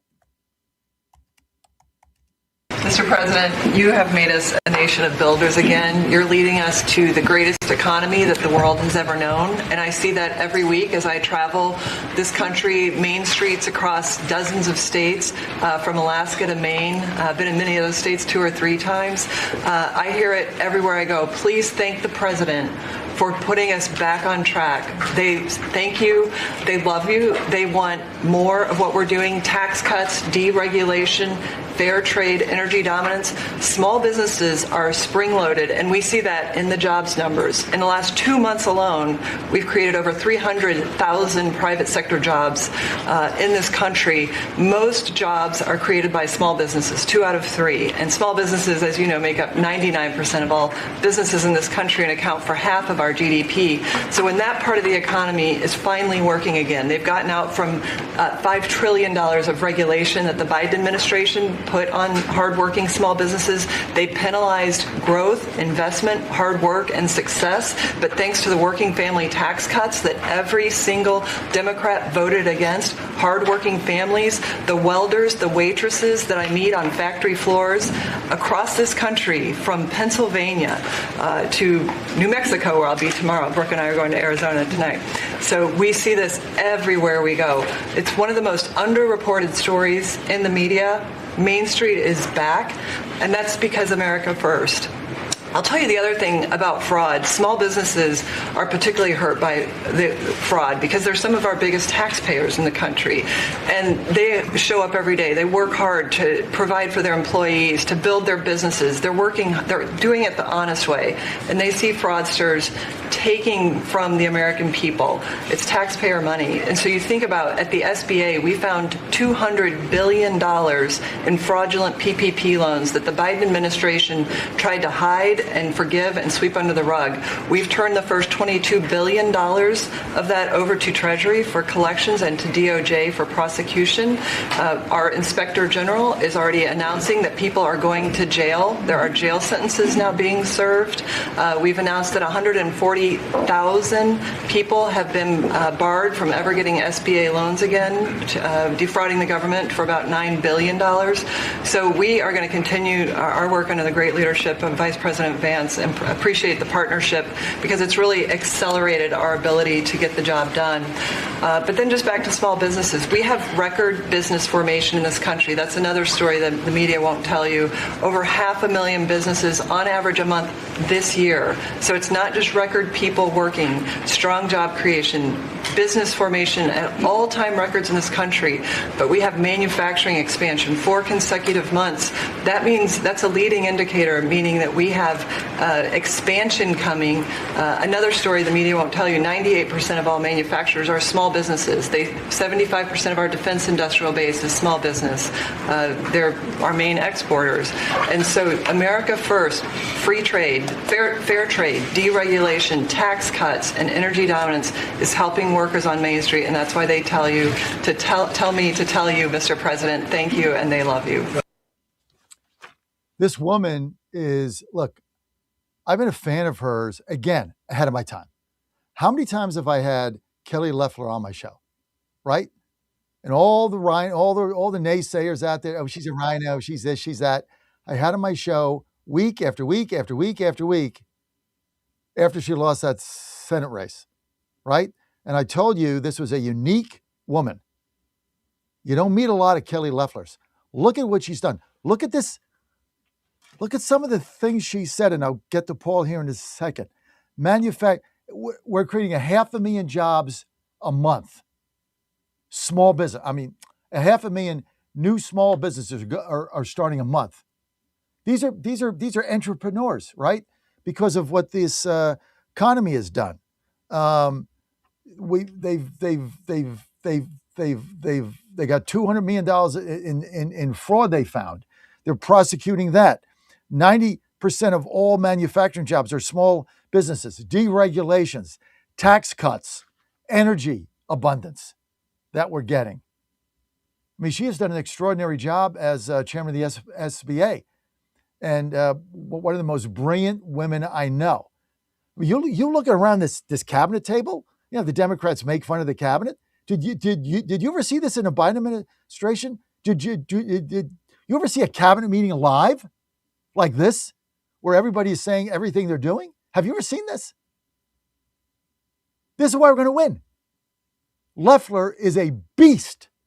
Look at what she's done. She understands small business. She understands small business loans. She gets the whole thing. She gets it. Very quickly, I got to go. Paul in Georgia. Paul, go ahead. Hey, John. Yeah. Hey, you know, the only thing though, John, all that stuff, which I love that investment stuff and the GDP and all that, it really doesn't get the voters out. Blah, blah, blah. The middle class couldn't care less. They care about affordability. They care about what you're going to do for me next. It's coming. It's coming. So Paul, it's coming. Okay, I know today gas is too high. I get it. I get groceries are too high. I get it. We're all sensitive to this. But you can't get there without the building blocks that they put in place. Yes, right now, it doesn't matter. It's going to matter in August. It's going to matter in September when gas is $1.90, $2.05, and your grocery prices are down, and your wages are up, and the jobs are there, and the growth is there. Then it's going to matter. I'm just asking you, Paul, breathe. Take a breath. I know right now life sucks, but they have put everything in place. When this war ends and these gas prices plummet, and they will, we're all going to be singing a different tune because our economic expansion is real. It has a foundation. It's not paper. The Democrats are running on a paper bag. When that bag breaks and prices go down, they have nothing. When it happens, we have the infrastructure of a booming economy, which is going to lift all boats. Gas is going to go down. Price is going to go down. Affordability is going to be there. I'm just asking for patience. You've got to build the infrastructure of the ship before you can launch it to sea. And that's what President Trump and this team has done. I understand your frustration. I'm not blowing it off. I get it, right? We got this bus going around now. We're paying $5 a gas. I get it. It's painful, but it's coming. John Fredericks Media Network. Got a special guest coming up live. Keep it right here.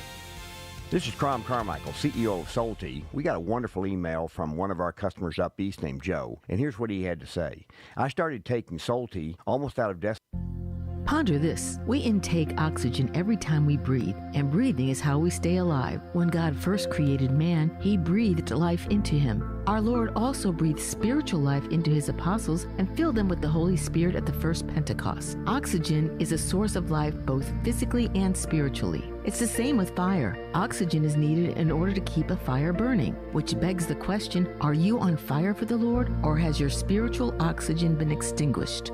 To answer this, we must go to the source. The source of our spiritual oxygen is the Lord himself. Without him, there is no life within us. Those are his words, not mine. We are called to tap into this life source by baptism, daily prayer, and receiving the sacraments, especially Holy Communion if you are a Catholic, in the state of grace. If we tap into this life source every day, our lives will be filled with the love of the Lord, our spiritual oxygen. I'm Susie Kelly, and I am passionately Catholic.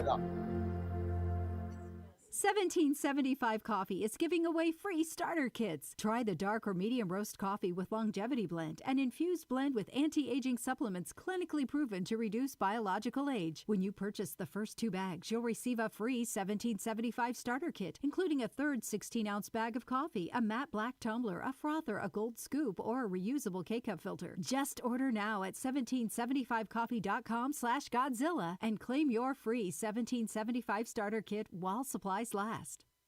In 2008, the amount of concentrated time people could spend on a task without becoming distracted was 12 seconds. 5 years later, it was only 8 seconds, 1 second less than a goldfish.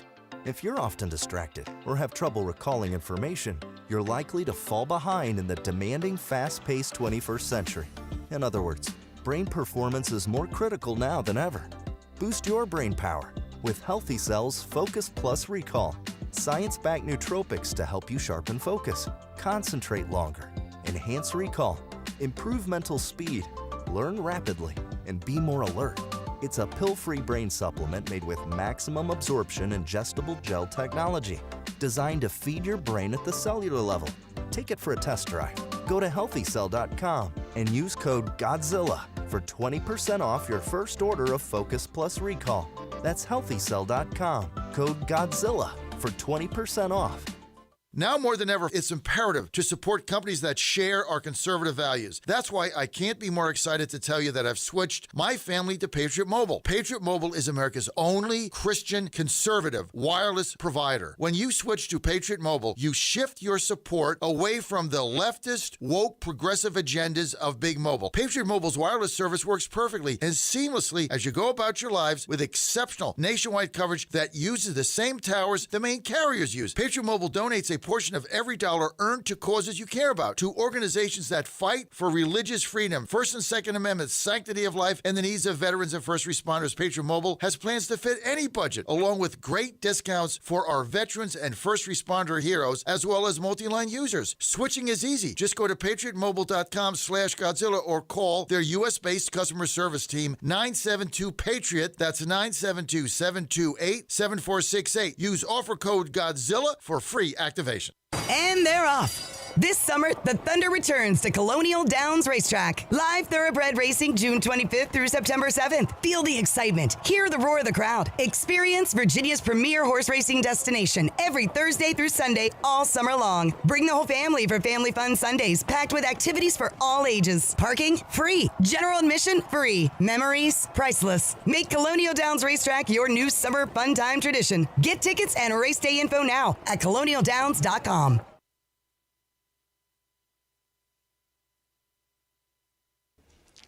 I would rather play with 10 people and just get penalized all the way until we got to do something else, rather than play with 11 when I know that right now that person is not sold out to be a part of this team.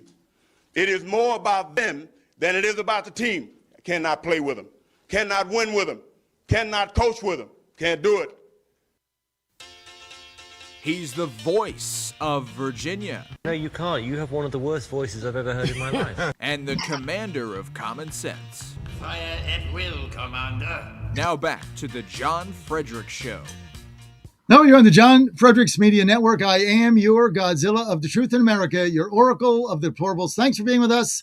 We're live in Washington, D.C., in your nation's capital, the most beautiful city in America, right here, and the safest. We got two special guests with us today. I'm so excited. And Wilhelmina Brooks is with us. Hi, Wilhelmina. Thanks for joining us. Thank you. Don't forget to speak up so you get the mic. Hi, also, Lisa Young Good morning. is with us. Lisa, so let me just tell you the quick story here of how we met. So I live right across the street from McPherson Park, which is like our park. It's now beautiful. We had 71 tents there when I got here in 2023 and drug deals going on. And it was just the most disgusting thing you had ever seen.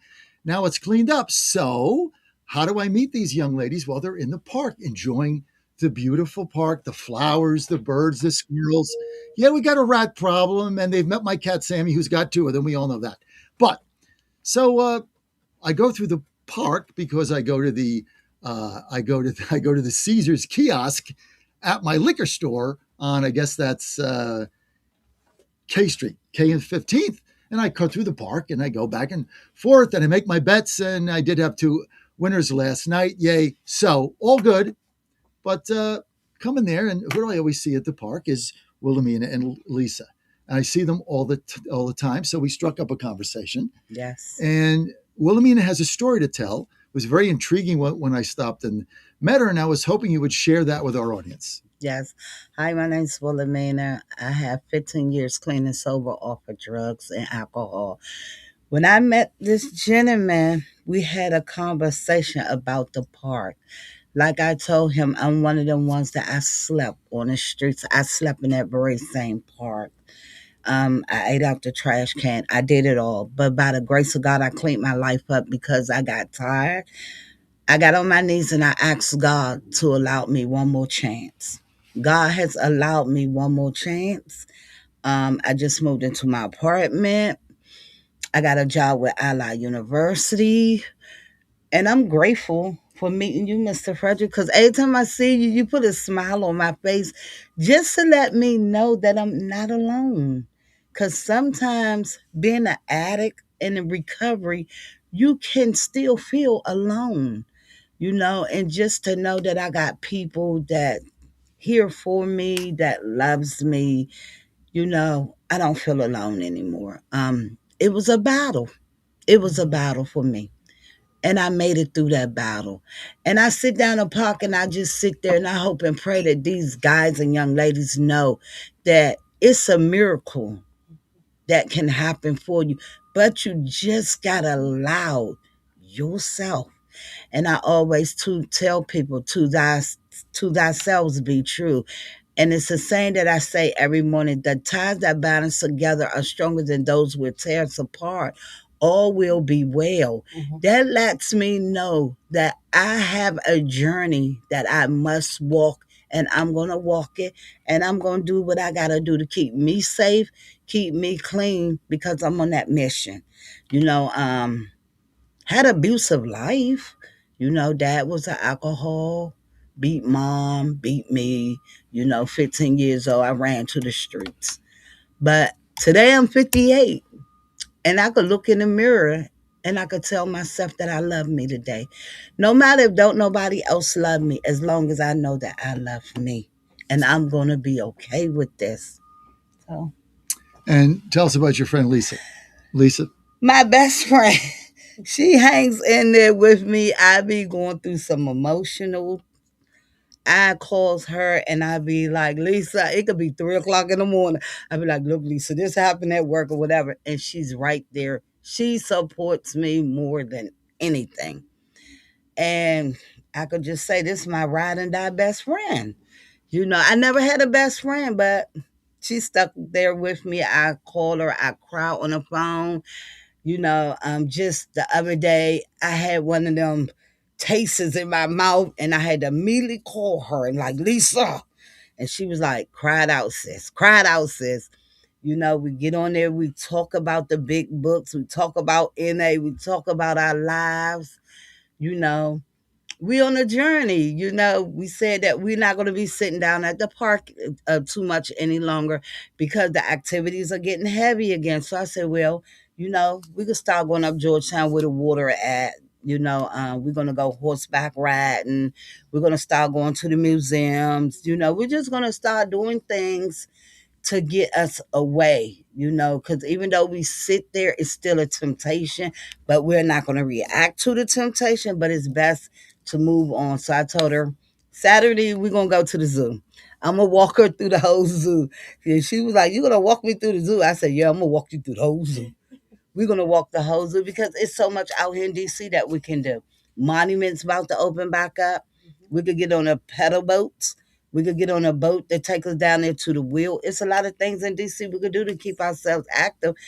But my main thing is the people in the park, they destroys a beautiful park. And just the other day, me and her was down there like cleaning up. Like, it's like a Saturday, they just trashed that beautiful park.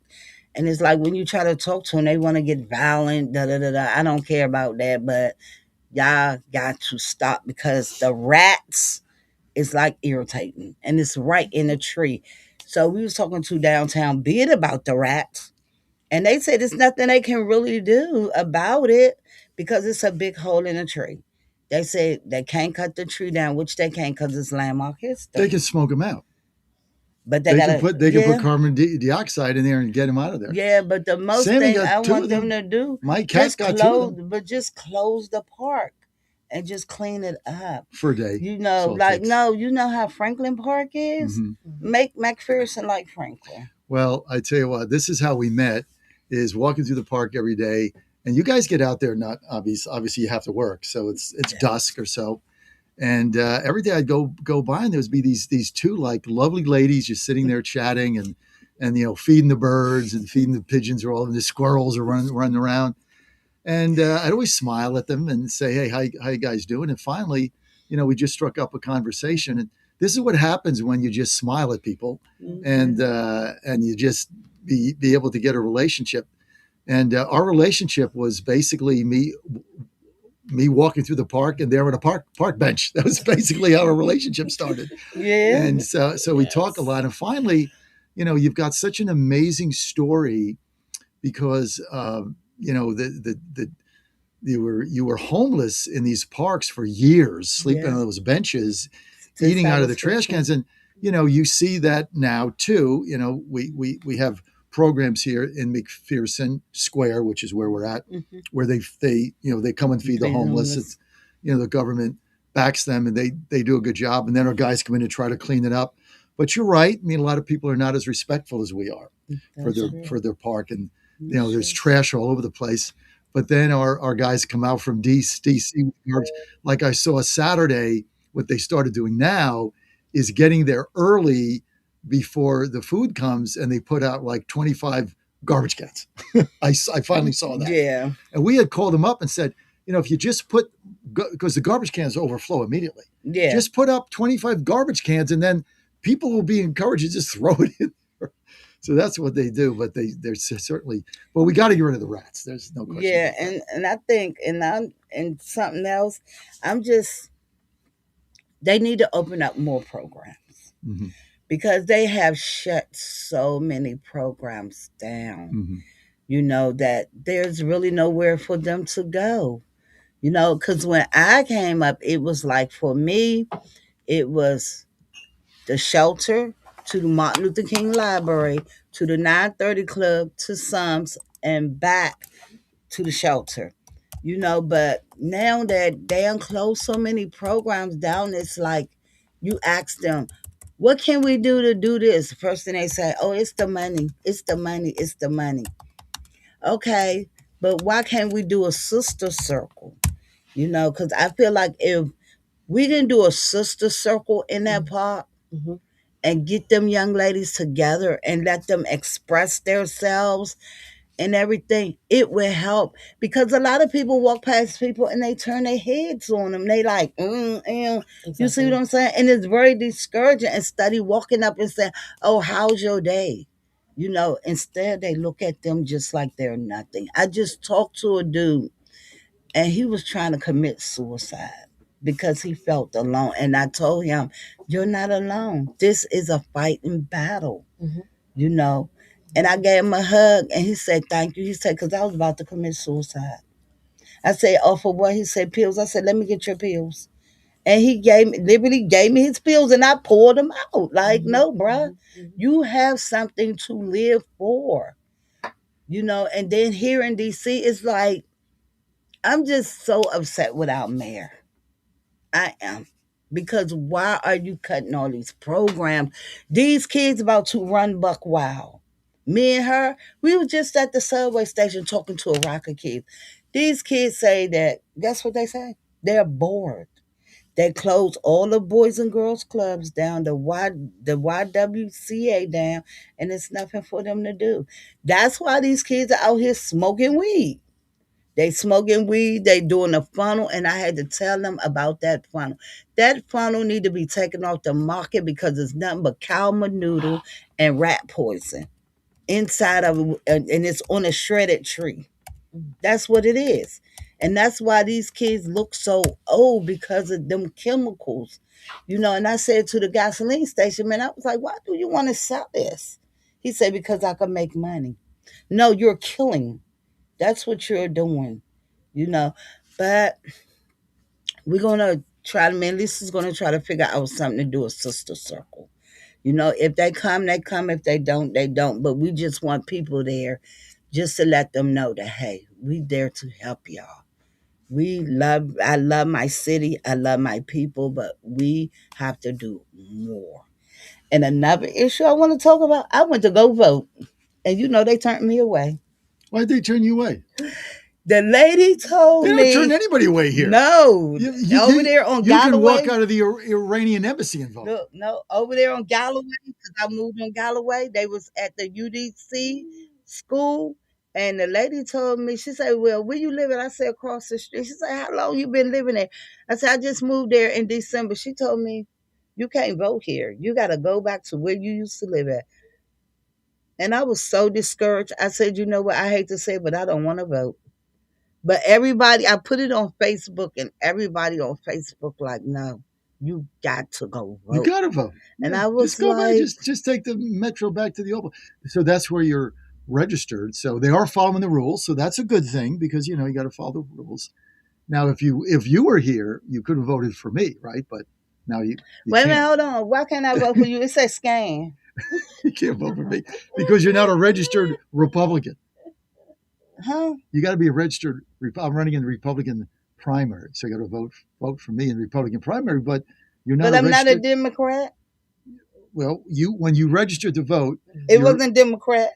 Well, you would have to register probably independent, right? If you're a Republican, then you can vote for me. Because I'm not going to even lie. I just don't feel my Democrats. I don't. I'm sorry, I can't feel them. I'm a Republican, so you got that right. So is Jet over here. My family be like, "Why are you saying that?" I don't have faith in them. Mm-hmm. I'm serious. I really don't have faith in them. And they be like, "No, you got to." I was like, if I got to vote for a Democrat, I'd just rather not vote. I'm sorry. I'm not voting. I don't blame you. I'm not voting. I wouldn't vote for them either. Yeah, I can't do it. I'm sorry. I Lisa, can't. She was really upset about that. Yeah, because it's like I really want to vote. Yeah, you want to participate. And they just they turned me down, and I felt like, what? For real?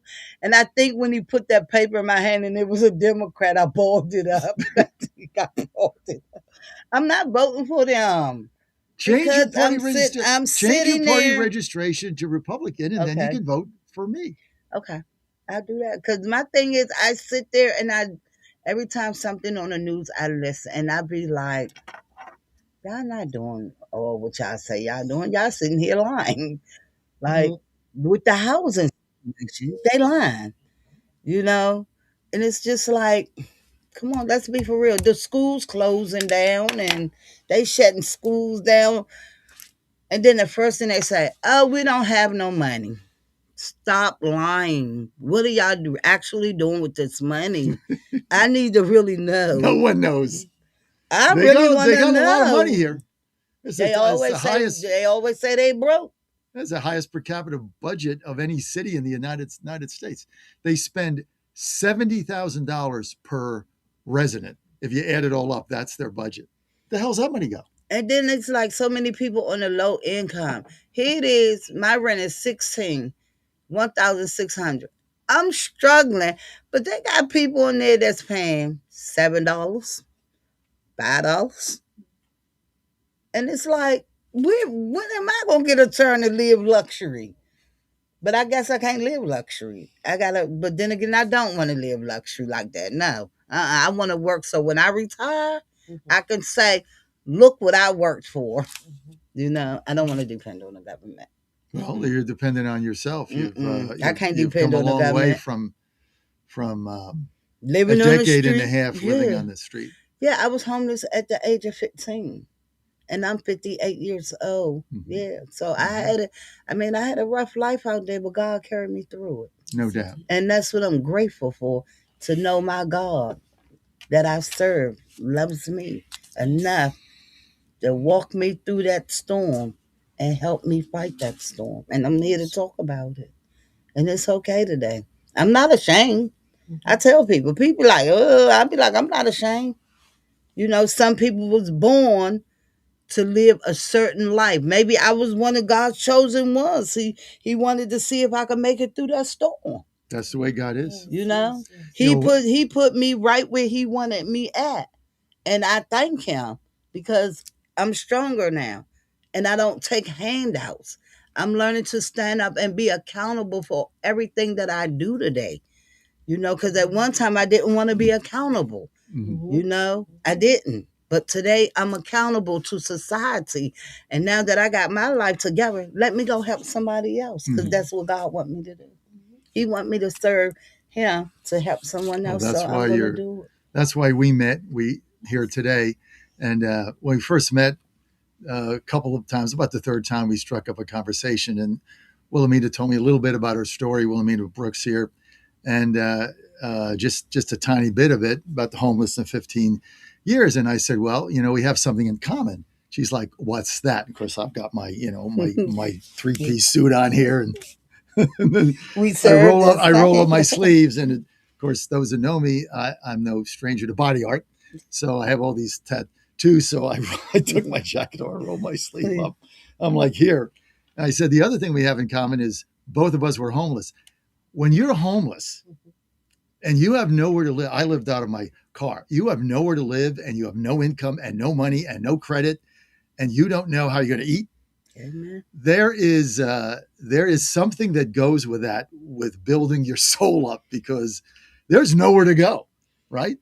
And so it's a very tough situation. But that's how we met. And you know, the other thing that you said that I so agree with you is because, you know, I go through the park, and there's you guys are there, and you're all very nice, but there's some other people that, you know, have some issues, right? Let's put it that way. They have issues. Yeah. And they sit on the benches and stuff. And I walk through there every day. And I say hello to every single one of them. Yeah, you do. Every single one. And, you know, some of them ask me for money. I say no. I do give money to, these are the only people I give money to is when I'm walking down the street and I see a aged, senior African-American woman.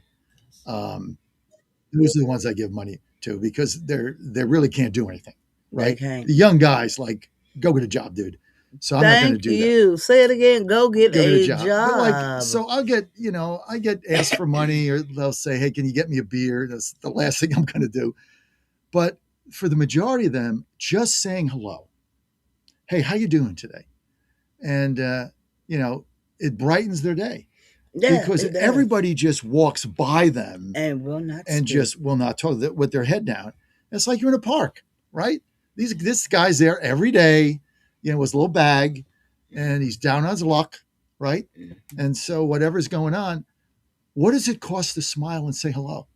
And are you having a good day? Nothing. What does that cost you? Doesn't cost you right? nothing. And I'm probably the only person that said hi to him the whole day. Mm-hmm. Right? Because people do walk past, because it was times that me and her was sitting out there and people will walk past and look at us like, and one lady, I had to let her know, ma'am, I'm not homeless, but it won't cost you to speak, you know. And there's somebody right there on the bench laying down.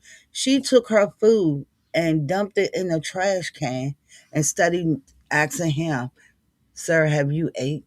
You know, I'm like, y'all just some of y'all just nasty and evil. But then we had somebody say, oh, we wish the homeless people leave the park. They have much as right in that park than you do. Because at one time they did have a life into society too. They fell to drugs. We have the guy across by the subway, Mr. Dan. Mr. Dan, I see him every day. Mr. Dan was a professor. Mm-hmm. He was a professor. Mm-hmm. And people walk past Mr. Dan and they won't even speak to this man. Mm-hmm. But Mr. Dan keeps that beautiful smile and he will say hello to you. And if you offer him something, Mr. Dan won't take it. He'll tell you, no, thank you. Go give it to the next person. We have gone. Mr. Dan he's right by the metro. Mm-hmm. He was there. They took him out because of hygiene issues and that. But then he came back, and now he's built this little thing up right there. He lives on the street in the metro, but he's the nicest guy you go by. You go by and talk to Mr. Dan. Mr. Dan will give you a conversation. Let's get, yeah. Look, let's get to Let's get to, we got a phone call. Nancy in New Jersey. And Dan, we're going to have to extend this a little bit. Okay. Nancy in New Jersey, line 2. Nancy, you're live with Wilhelmina and Lisa. Go ahead, Nancy. Good morning. John, I tuned in midway, and let me tell you something. Wilhelmina has stolen my heart, and I want to commend first her. And Wilhelmina, I'm going to get to you second. Let me say something to John.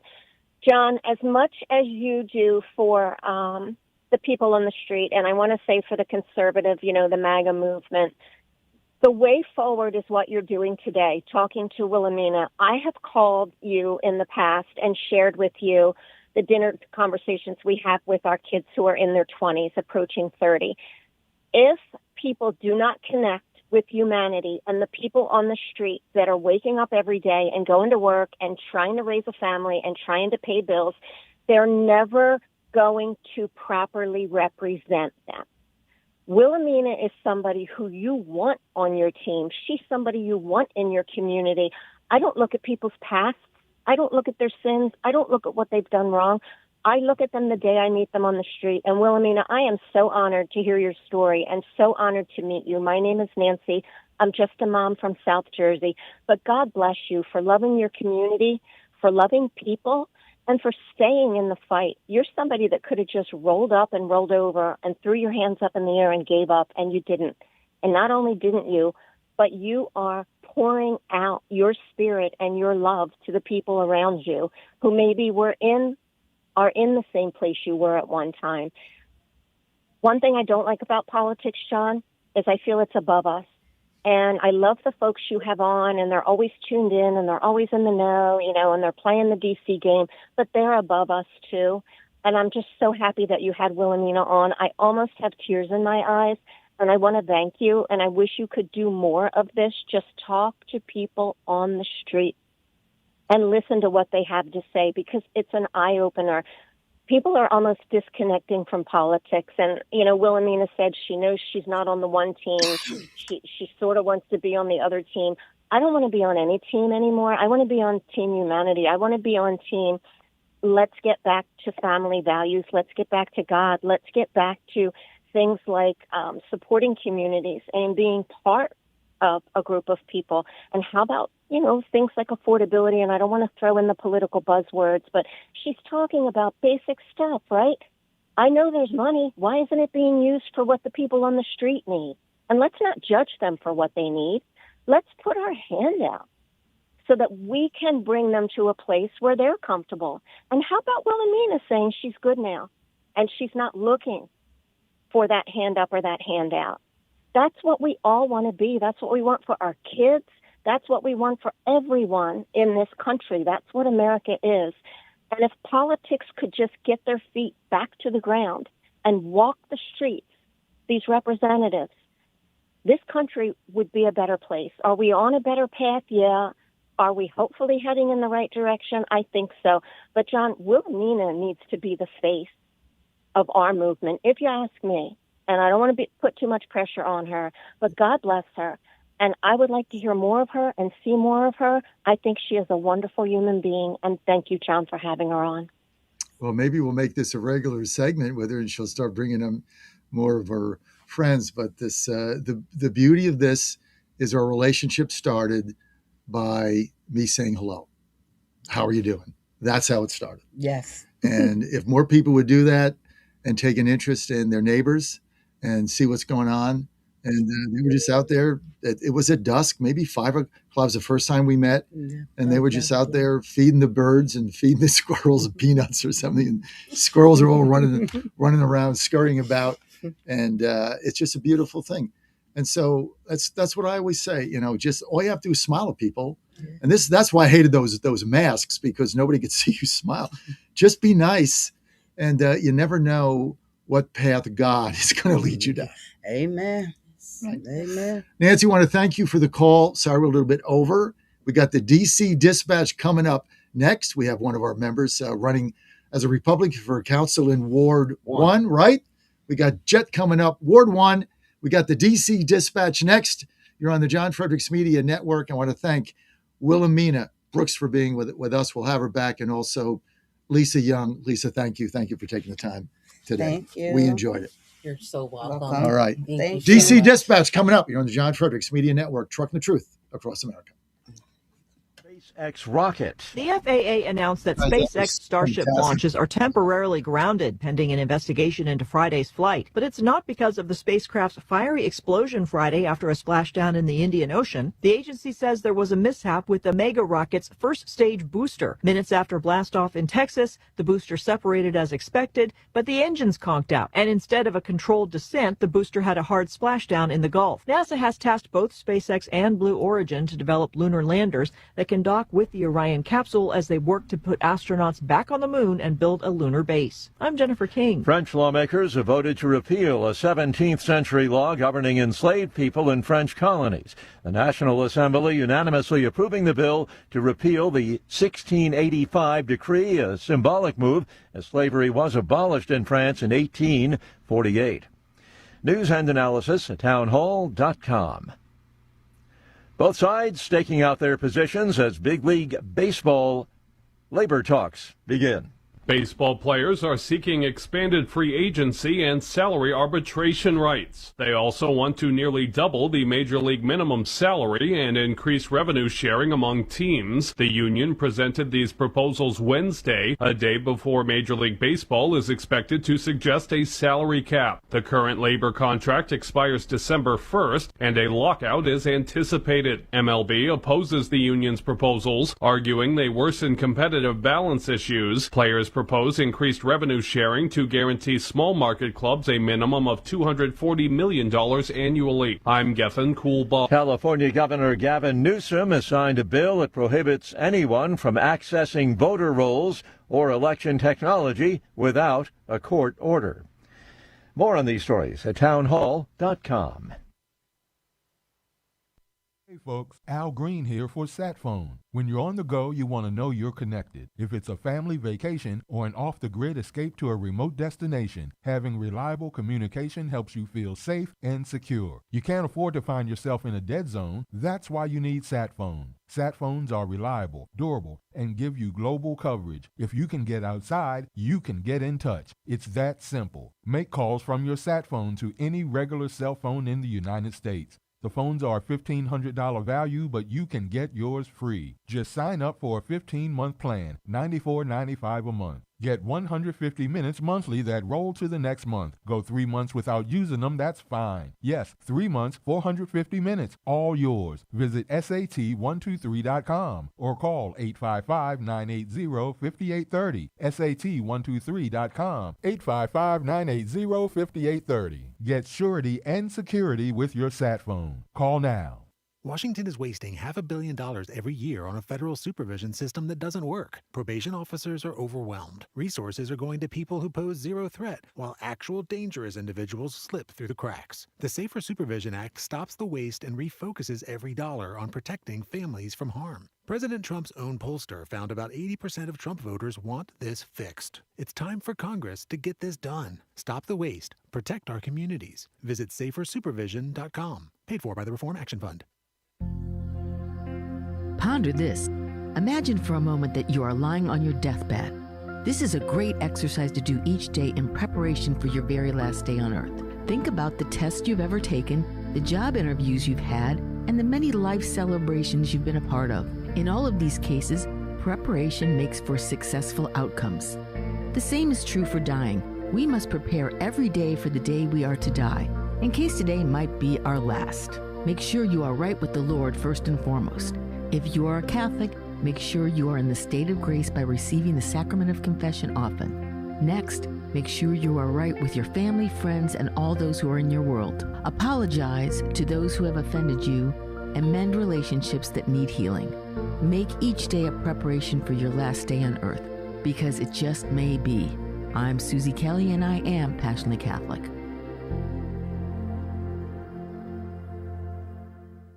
Folks, this is Crom Carmichael, CEO of Solti. I have recently turned 77 years old. I do not take prescription drugs. I have not had to take prescription drugs, and I attribute a lot of my good health to a product that I've been taking, which is the active ingredient in Soul Tea. It's a 22% concentration of theaflavin. We did clinical trials on it 25 years ago and found that it helped lower cholesterol. We have had many, many hundreds of letters and emails from customers telling us how it has helped them not only manage their cholesterol, but lower their triglycerides and help them on their blood pressure. And I can't tell you how much I attribute to Soul Tea for my good health at age 77. And I encourage you to go to GodzillaHeart.com. That's GodzillaHeart.com. And use the code Godzilla at checkout, and you'll get a 50% off on your initial shipment of Soul Tea. And I promise you it will be a great help for your heart health. Thanks so much. Now more than ever, it's imperative to support companies that share our conservative values. That's why I can't be more excited to tell you that I've switched my family to Patriot Mobile. Patriot Mobile is America's only Christian conservative wireless provider. When you switch to Patriot Mobile, you shift your support away from the leftist, woke, progressive agendas of Big Mobile. Patriot Mobile's wireless service works perfectly and seamlessly as you go about your lives with exceptional nationwide coverage that uses the same towers the main carriers use. Patriot Mobile donates a portion of every dollar earned to causes you care about, to organizations that fight for religious freedom, First and Second Amendments, sanctity of life, and the needs of veterans and first responders. Patriot Mobile has plans to fit any budget, along with great discounts for our veterans and first responder heroes, as well as multi-line users. Switching is easy. Just go to patriotmobile.com/Godzilla or call their U.S.-based customer service team, 972-PATRIOT. That's 972-728-7468. Use offer code Godzilla for free activation. All right, folks, I need you to do something right now. Go to johnfredericksradio.com and take our brand new 2028 Republican presidential straw poll. Who do you want leading the ticket? Don't let the elites decide. Make your voice heard. While you're there, weigh in on two huge issues: eminent domain reform and President Trump's tariff policies. Are they protecting American workers or hurting growth? This is your movement, your vote, your voice, your choice. Go to johnfredericksradio.com right now and take the poll. Live from the studios of the John Fredericks Media Network, it's The John Fredericks Show. Grab yourself a cup of 1775 coffee, sit back, and get ready for the best 4 hours of talk in the universe. To be part of the show, just call our toll-free number, 888-480-5646. And now, here's the Godzilla of Truth, the Oracle of the Deplorables, the man who tells his players to just keep swinging, John Fredericks. Okay.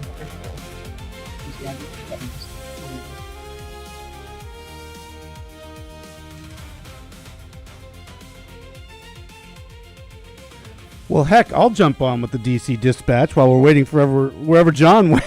Hi, everybody. This is Dan, Steeler Dan, producer Dan, here with Terry Gilbert, Maria Pickering, and Jet Jasper. How are you all doing this morning? Just fine. Fine, thank you. Fantastic. Terry, I hope your week away was all right. It was great. I had a family function. My godson and nephew graduated from college, so another one launched. Oh, congratulations! Oh, can I ask where the grad? Too. So we got a little beaching in. Okay, one more time. I missed that. San Diego, University San Diego. of San Diego. So we got some beach time in. Excellent. So was it what university or what college? San Diego. University of San Diego. Okay, I was wondering if it was San Diego or San Diego State, but yeah, I guess it had to be one of those two. Generally speaking, well, there's those, and then there's University of San Diego as well. Oh my gosh! So yeah, all right. Well, congratulations to the grad, Jet. Good to have you with us. Tell folks about what you're running for in DC for this election season. For Ward 1 City Council. Ward 1 is the center of DC. A lot of people aren't really familiar where that is. Basically, Adams Morgan, Mount Pleasant, Columbia Heights area. That's all Ward 1, and we're going to clean it up. We're going to get safer because right now there's a huge public safety issue. Okay. Yeah. Well, the man of the hour is back. I thought you were with us on camera there. Oh, that's no big deal. Welcome to DC Dispatch, everybody. I'm John Fredericks. I'm your host, your Godzilla of the Truth in America, your Oracle of the Deplorables. We got a full house here. Christina Goodlander is with us. She anchors our DC Dispatch. Right now, she's still out of town. She's joining us by video. She is the vice chair of the Republican Party of Washington, D.C. So, Christina, good to have you with us. In studio, the one and only Terry Gilbert, long-time media personality, TV, radio, did it all. Terry, we missed you last week. Great to have you back. Nice to be here. Okay. And everything looks great, and we've got the warmth look here because we're all tight. Yeah. It's very plugged tight. in. But I did take your advice and somewhat clean my desk.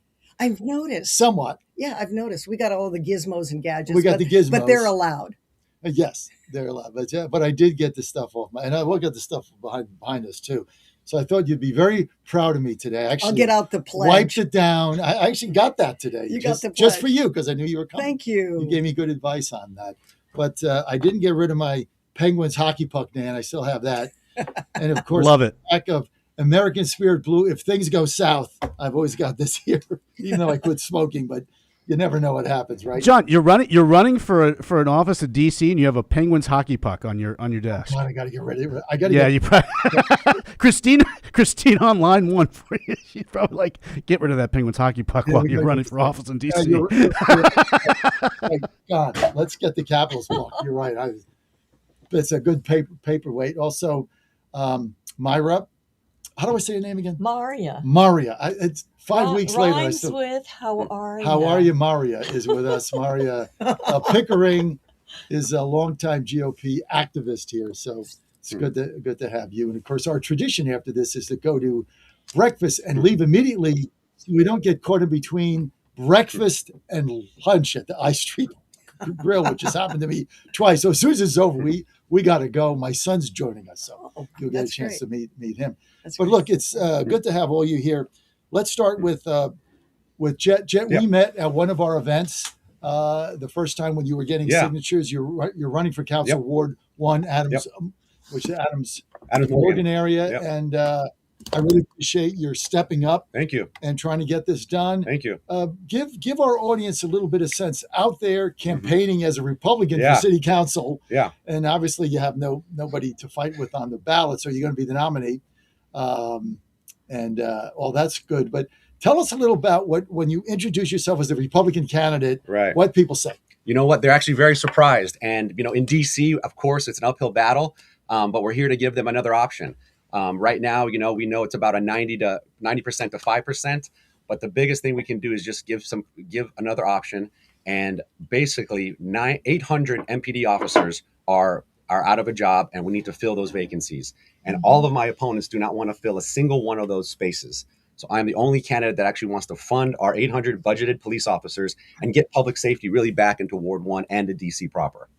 And so when you're your opposing candidates in the first ward, why don't they want to fund the police? Why don't they want cops to help keep them safe? You know what? They villainize. What is the psychology behind that? I don't know why they villainize the MPD so much. We have members of the LGBT community, the African American community, the Hispanic, Latino community. We have people from around the world. I met a Brazilian police officer. I met a Colombian police officer. And for some reason, we are villainizing the MPD. They are some of the most highly trained police officers that we have in this country. And we are down 800 officers, and none of my opponents want to add a single one of those officers back. And I just don't understand, because public safety is everyone's main concern when I knock on doors. I just don't get it. Terry, weigh in here. What is going on? It seems to me that they've got their heels sunk in on defund the police. I mean, and why? Maybe they're looking around and saying, we've got National Guard. What do we need police for? Maybe that's the psychology. I don't know. It's dumb, but they're still into that, I guess, mantra of defund the police. And you say fund the police, as I do. It's kind of simple. It's kind of common sense if you think about it. The first people you call when you're in trouble or need is the police officers. For sure. I don't know why we're villainizing them in DC. Of course, we do have the National Guard. They won't be here forever. But when they do leave, there's going to be a big vacuum, and we need to make sure that we're ready for that. Is there more of a vacuum in Mount Pleasant and Morgan Adams? So basically, Adams Morgan. Yeah, same thing. Yeah. Adams Morgan. So basically, back in the old days, you'd have police walking the beat. You'd know who you are. You know, oh, this is Officer so and so. Right now, you don't see that because they're so spread so thin that it's just you don't see police officers on the beat. We need to bring that back to DC where they're walking the beat, they're driving around, they're showing their presence because that will deter crime. Well, there are some neighborhoods where they walk the beat or they ride their bicycles, but it's not as thorough as it could be. And yesterday, I live in Tenley Circle. I met someone for coffee up in Tenley Circle, and we did have 2 police cars out in front of the Panera and the Chick-fil-A there, but that's because of the recent shooting at the high school. So they're making a show of having a presence, and these policemen were standing outside of their cars. And the police, as you accurately point out, we have the best trained police force in the world. No question. Here in Washington, D.C. These are people who do God's work. They are smart, they are sharp, they are well trained, and they are more than willing to step up and protect our communities. And when you attend advisory neighborhood commission meetings, usually the first agenda item is a report from the local police on what's happening, what they are doing to deter crime in the neighborhood. And it's different in different neighborhoods, but I agree with you 100%. We need to fully fund our police force because these are the troops on the ground. And even though we as the district have different law enforcement entities, we've got the National Guard, who are wonderful. And every time I see a group of them, I thank them personally. But we also have the Capitol Police, the Uniformed Secret Service, the Park Police. Exactly. We have a number of different law enforcement entities who have their own special missions here. But they work with the police, and their mission is to work with the Metropolitan Police Department to keep everybody safe. And I don't know if you all recall the Navy Yard shooting some years ago. Well, after that, then Chief of Police Kathy Lanier had a follow-up and an investigation, and one of the findings and recommendations was that our police force cooperate more closely with the other law enforcement entities. Well, but that's what Trump did when he came in the second time. That's the first thing he did. Yes. Was we have 4 entities that are all disconnected. We need to connect them together. But when you mention how great the police are here, my son Joe, who some of you know, pitches for Maryland. So when he came home over the holiday, over Christmas, and he's home now. He's doing rehab because he was hurt this season. We're like, hey, baseball will come to an end. Hopefully get drafted, but everybody's career comes to an end. What are you thinking about doing? He says, well, I've already reached out to them. I'm going to be a DC cop. That's awesome. And Mom was like, what? He's like, no. You already reached out? Oh, yeah, I already called the recruiting coordinator. And we're like, and Mom was like, well, if you want to be a cop, you don't have to go to D.C. He said, no, I'm going to be a D.C. cop. She's like, why? She says, because if I'm going to do this, I'm going to protect the nation's capital.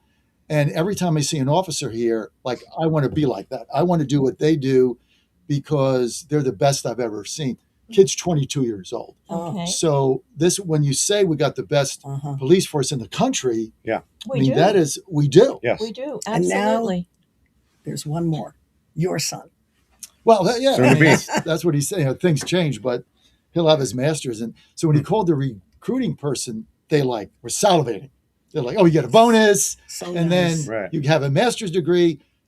You'll be a detective in 24 months. You'll get a shield. Right. You go there because you have an advanced degree in, I guess, criminal justice is his major. Yeah. So, John, one of the biggest things that I want to do is, as Ward 1 City Council members, I want to introduce a bill my first week in office that actually increases the compensation packages for our police officers. We have to increase the bonuses. Right now, our retention rate is terrible. We're losing too many police officers. They're doing other jobs. They're being villainized. They just don't get the respect that they used to get, and we need to fix that. Get the respect. Yes. That's even. And they need their supplies and equipment. We're not just down 800 officers. They don't have enough vehicles. They don't have enough computers. They don't have the tools that they need to do their job, and that's a direct consequence of our DC council and their defund the police nonsense. Yes, you're 100% right, Christina. We need to get them better cars, better equipment. They're already the most highly trained. They're the most highly diverse out there. We just got to get them those officers to fill the gap, because if we have budgeted for 800, we need to fill those. What kind of objections do you get from the Democrats when you say, let's fill these positions? And to Christina's point, more vehicles, more computers, more equipment, more hands-on stuff that they need. What do they say? Every single person I speak with, and I knock on doors every weekend around DC, every single person I speak with, their number one concern is public safety. The people want to hire the police officers. It's the politicians that for some reason, this large defund the police movement is affecting them in So DC. you do think it's part of their mindset? It's a part of I don't know if it's part of the leftist plan or what have you, but basically they just want to keep defunding the police, and we just cannot do that. Yeah, somehow they think that it's like when they walk around. I told this story a week ago when I go up the street and they have these shirts on that say "Free DC," right? And I'm like, "Free DC from what? What are you freeing it from?" Let's see. Crime is down since Trump's been here. Violent crime down 35%. Murders down 37%. Carjackings down 48%. What cleanliness is up. Safety is up. What do you want to free us from? Right. Yeah. I mean, it's just like, I don't even understand what this means, but that's the mentality. Well, we got to get rid of the National Guard. It's a mental thing. Everybody I talk to says there's nobody that wants to get rid of the National Guard that actually is a resident here. It's the people that come from Northern Virginia with 2 masks on, coming out of their gated community in the metro, behind their wine and cheese and caviar. They're the ones who want to get rid of the National Guard, not the people that live here. Not the residents. Yes. I actually speak to the National Guard every time they pass me. And I say, can you tell me, how many times have you administered Narcan to someone who's overdosing? They Good say, question. you know what? About 30 since we started. Really? And that's just in my Yes. ward.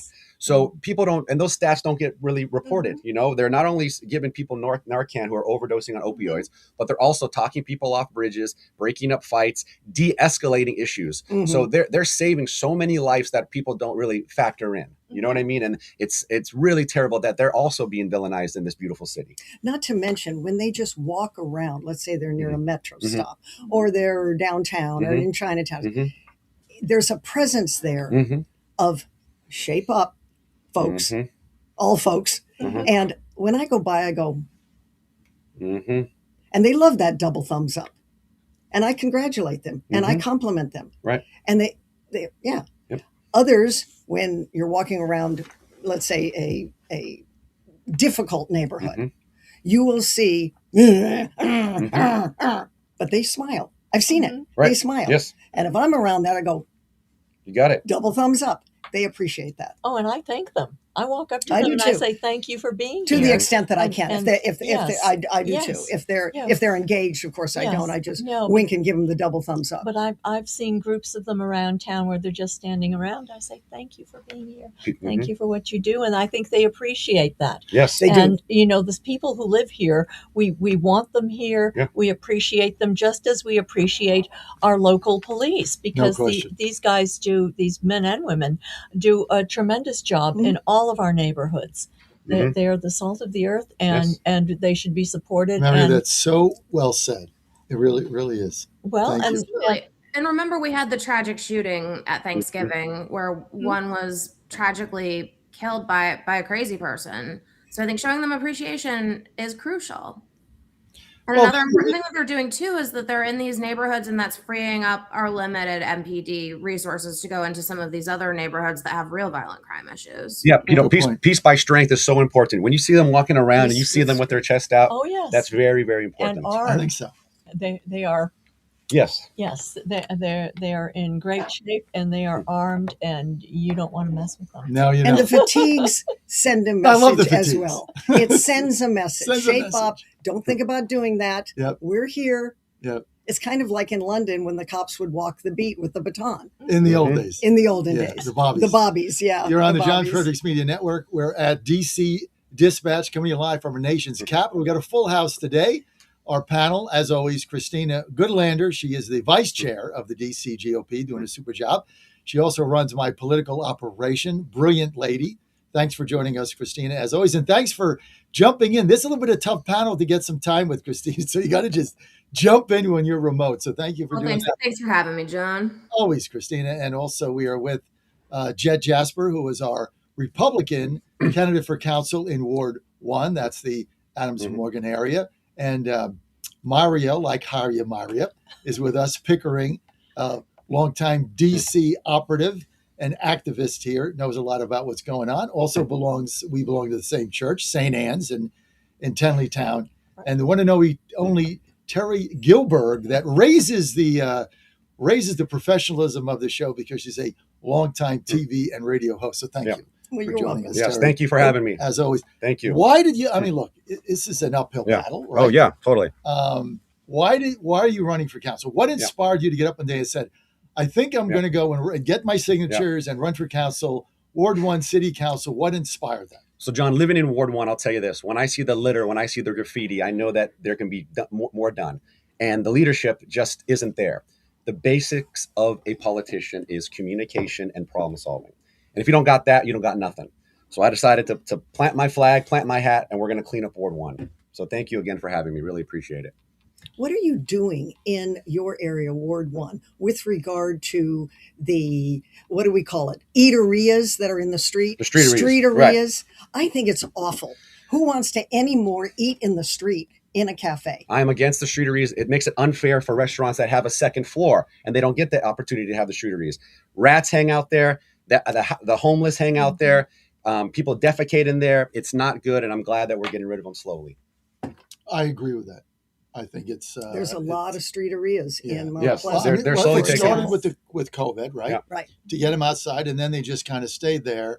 And it is a rat haven. Yes, There's it's a rat no haven. doubt And they're slowly getting rid of them. And I think it's unfair for the parking, for the restaurants that can't afford to do streeteries. And I just think it's a health issue, really, when it boils down to it. Well, and even before the streeteries, the rats have been an issue in the city for a very, very long time. And it's a neighborhood by neighborhood situation. Yes. But if you keep a lid on the trash bins and don't have opportunities for rodents to come and find food, there will be fewer of them. But it's an issue all over town. John, I know you've addressed this subject before, and you have a cat who has credentials in this area. So, but it's a concern for citizens all over town. Yes. Cleanliness and picking things up. And in my ward, I live in Ward 3, and I usually carry in my purse or basket a little plastic bag, and I go to the bus stops. I pick up litter that people throw around the bus stops. And again, this current administration, under Mayor Bowser and the city council, they talk a good game about respecting the environment, but their actions don't match their words. Their actions don't match their words. So I want to say thank you to President Trump. As a DC resident, thank you, President Trump, for bringing people's attention to this, for trying to clean up our streets, clean up the trash on our highways, and clean up, the homeless encampments in the parks that have also attracted rodents because people throw trash there and live in throw trash and get a cat. So we need more cats with credentials. That's what I think. That's my gut. Just get a cat. That needs to be in your campaign. So we need to build a culture of taking responsibility. So all of these candidates for mayor and for DC council are proposing spending lots of money on fancy new trash cans that have solar panels to compact the trash and all of that, which is nice and all, but if people don't actually throw their trash in those cans, if they are littering, if we have a culture that tolerates littering and kind of tolerates this disorder, kind of broken windows theory, then we won't clean up our city. You're exactly right, Christina. And, I have some innovative solutions to actually get rid of these rats. Of course, the trash cans are one thing, but, we actually tiptoe around the issue of getting rid of the rats by giving them birth control. Right. Now, I think $30,000 was allotted by the city to try to fight that. Rat poison works. We have to use it. I know a lot of people are against it because of the different issues, but I propose baited stations where we do it in quadrants of DC. We do it a week at a time. We do a full court press on this rat issue. We get the trash multiple times that week, and we actually use rat poison, which are going to kill these rats. And now I'm an environmentalist. I love the environment. I love animals, but we have to get rid of these rats. Except rats. Yeah, exactly. With these new viruses, the Hunter virus, all all these other diseases, it's a public safety. It's a public health and safety issue. Yes, cruise ship was came from rat droppings. Speaking of which, I understand that part of the rat birth control is a liquid serum that actually helps with the birth control. Right. What about that? Is that a poison pill? So You know to what? I speak, can't or- speak too much or on does that. it just slow the roll with regard to No, reproduction of rats? It kills the male. The way I understand it is I can't believe we're talking about this, but it's one of the issues. It is. It kills the male rat's reproductive sperm. Okay. So they're still going to do what rats do, which is, rat things, but they can't make babies. And then because the sperm doesn't work or whatever it And is, then the population decreases. And eventually they die out. and we kill the rest. Yeah, they just die because they can't reproduce. It's not a bad concept. I don't think try everything, right? Bring in the cats, but that's and it's easy to eat and it doesn't kill them. But then when they mate with the female rats, the female rats don't get pregnant. You're exactly right. So then eventually the colony dies. But I also like the baiting stations, don't you, Christina? Yeah, let's get rid of the baiting stations. Christina, don't you like those baiting stations? We were talking about that off camera. Yeah, I would just like to do anything that would get rid of the rats. I lived in Ward 1 for a long time. I lived in Adams Morgan right after college, actually. And I loved it. But even back then, it was kind of rat central on 18th Street. Because you have people who litter, you have restaurants that don't properly take care of their cooking oil and their fryolator and all that stuff. It creates the conditions for the rats to flourish. No one's done anything since I've been in DC and probably long before my time as well. So I think the time now is to step up and do something about it. This should be one of the things in the Republican platform that Christine and I have been talking about. Hey, talking about that, before we let Jet go here, we got to invite him to our big victory party, which is going to be so much fun.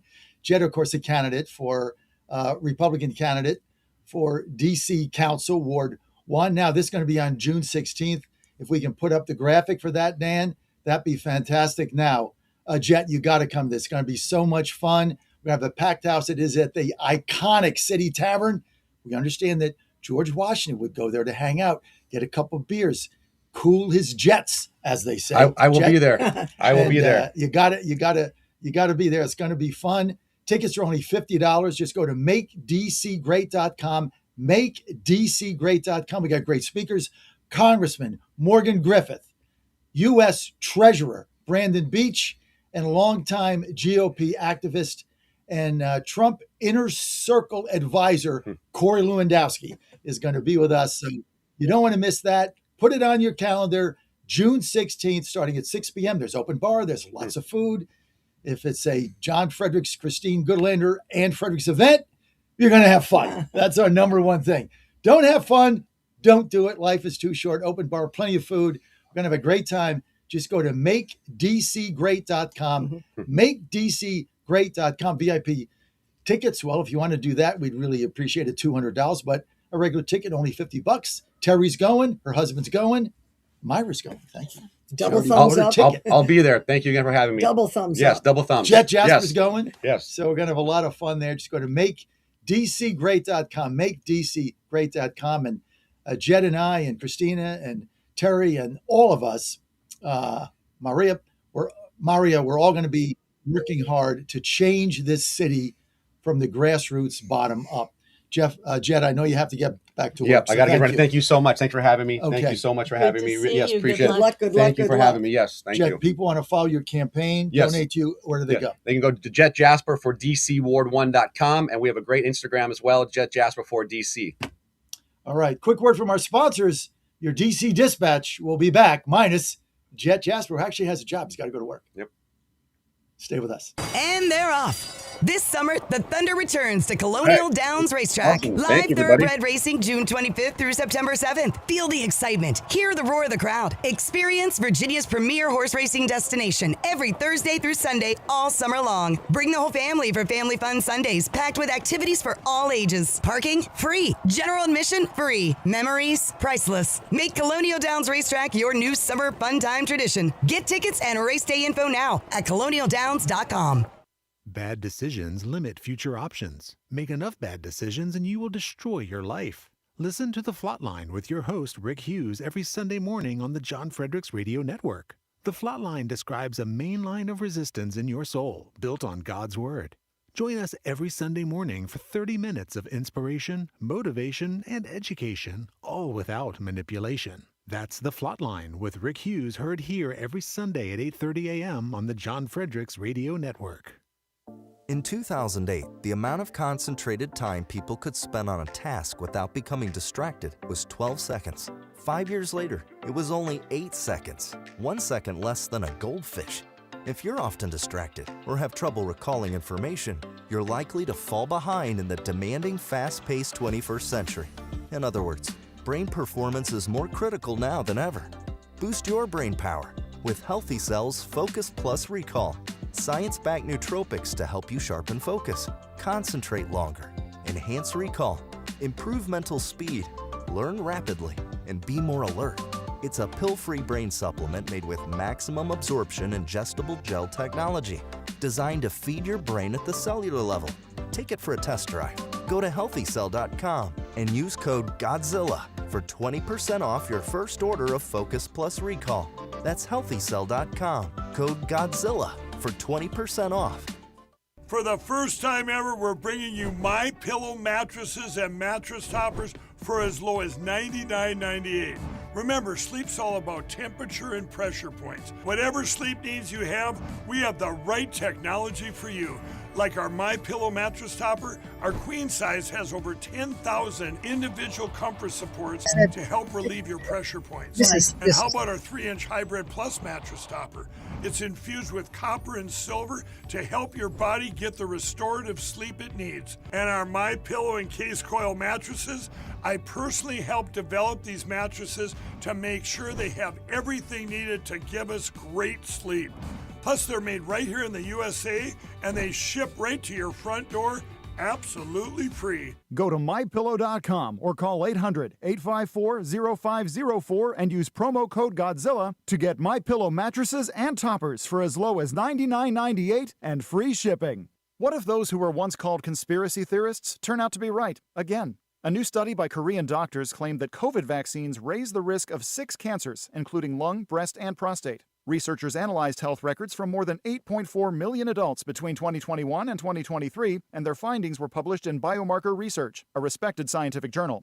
Critics dismiss it, but the data raises concern that spike protein exposure may be tied to long-term health risks. And Dr. Peter McCullough has been aware of this since 2020, which is why he collaborated with the wellness company to create Ultimate Spike Detox, designed to help your body clear spike proteins, reduce inflammation, and support heart health. With natural ingredients like nattokinase, dandelion root, and bromelain, it is your daily proactive defense from a man-made virus. Don't wait until symptoms strike or something unexpected happens. Experience the only formula approved and used by Dr. McCullough, one of the top doctors who risked it all. Go to twc.health/Godzilla. That's twc.health/Godzilla and use promo code Godzilla to get 10% off plus free shipping.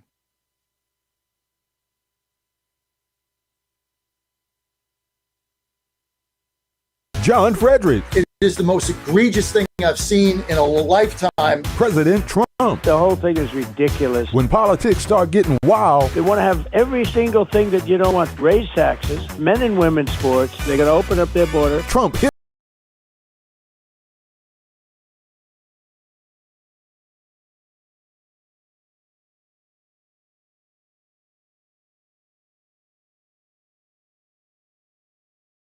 Very much, and you do a great job.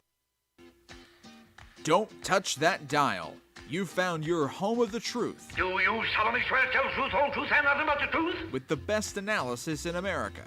You can't handle the truth. And now back to the John Fredericks Show. Oh, you're back on DC Dispatch. I'm John Fredericks, your Godzilla of the Truth in America. Great to have you with us, candidate, Ward 2 Chairman. Don't forget, go to MakeDCGreat.com. Buy our tickets there, MakeDCGreat.com. Also, with us, the Vice Chair of the DC GOP, Christina Goodlander, joining us remotely. And she also runs my political operation here in DC. And Terry Gilberg is with us, part of our very esteemed panel. Terry, long-term radio host and TV host, raising the specter of our professionalism, making sure we have a tight shot, managing my camera. Very good. Very good. Yeah, up with people. That's what we need to do. You're the best. You're in here. Clean the desk off and let's get this thing ship shape. Yeah, the desk looks a lot cleaner, guys.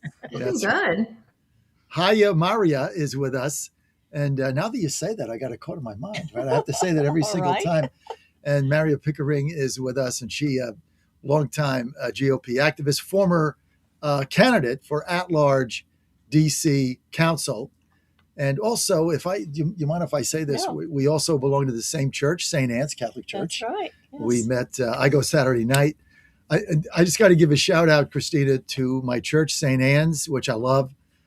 So guess what they did on Saturday night? Right. Guess what our priest played and had everybody sing as the final hymn. You know, you always have three hymns. Oh, God bless America. God bless America. Yes. Yes. Monsignor is very patriotic. We did that at the 11 o'clock Mass. You did that on the Sunday Mass as well? Wasn't that beautiful? Yes, and what a surprise it was. Yes. I didn't expect that. And the final hymn is God Bless America and America the Beautiful. Yes. Right, one after the other. And they had to think so people could read the words. Mm-hmm. What a beautiful way to end Mass. Yeah. Yes, it is. On Memorial Day weekend. That was just gorgeous. Well, it was Memorial Day weekend and Pentecost. So, cause for celebration on many levels. Yeah. Another song I absolutely love, and it is appropriate for Mass as well, is the Battle Hymn of the Republic. That's yes. Good, yeah. Mine eyes have seen the glory of the coming of the Lord. I love that, especially as the last hymn of church, of Mass. Not just Mass, but any kind of church service. Right. No doubt about it. But if you're a Catholic in D.C. and you're looking for a Catholic church, well, check out St. Anne's, which is in Tenleytown. And we take the red line there, a couple stops away, but really enjoy it. Fabulous church and happy that I'm a part of it there. Happy that we found it. Very, very happy. So, and I love Armand Sr. And the thing I love about it the best, no politics. Zero. Right? He doesn't get up there and talk about whatever, right? It's just preaching the gospel, which is why you go to church. So Pope might be woke, but Armand Sr. is just not. So that's all good. Okay, let's get to some of the top issues here, Christina Goodlander. Lay it out for us. You sent out this elaborate rundown of which I don't have it handy. So go ahead. Well, okay. So I guess, do we want to talk a little bit about what's going on with some of the Democrat primaries? Yes. Yeah, so we have many of our weekly listeners know that we have a Democratic Socialist candidate who is running to be the DC version of Mamdani. Or worse. Janice, or worse. Mm-hmm.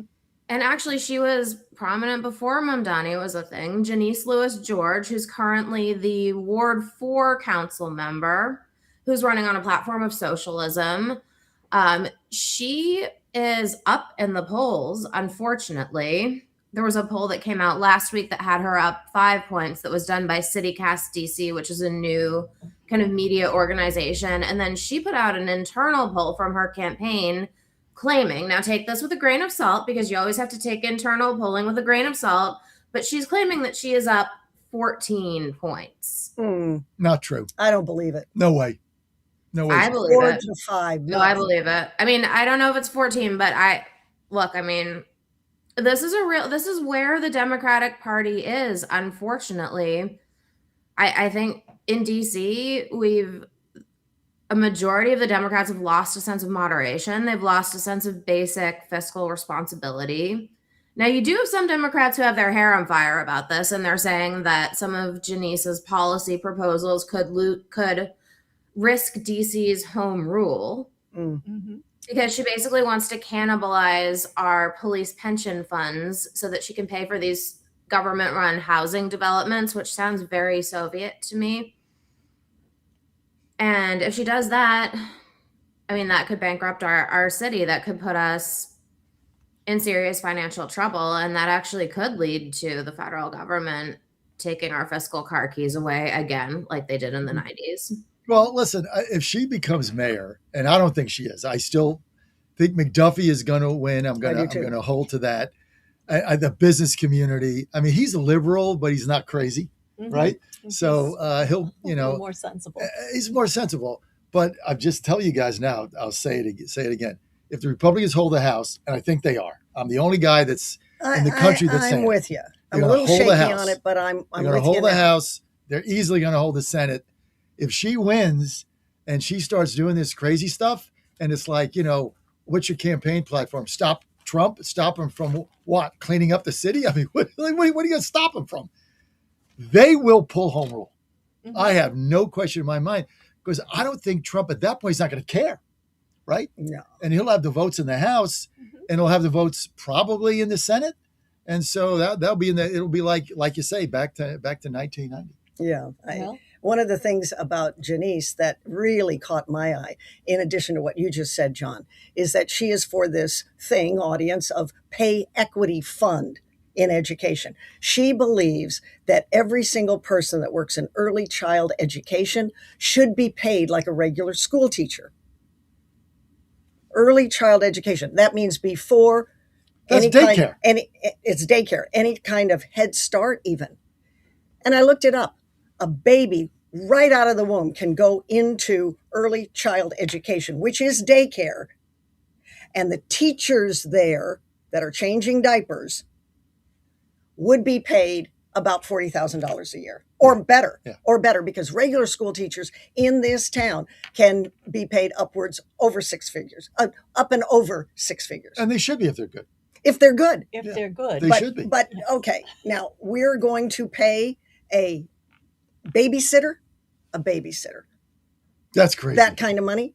And Janice is also saying that there should be free child care for all. So I don't see how the math works, because again, it doesn't work. That's the whole point. It does not work. As Margaret Thatcher said, the problem with socialism is you run out of other people's money. And she can't call up Kathy Hochul the way Mandami did and threaten her to give him the $9 billion, or he would back somebody else running in a primary against her. So she can't do that.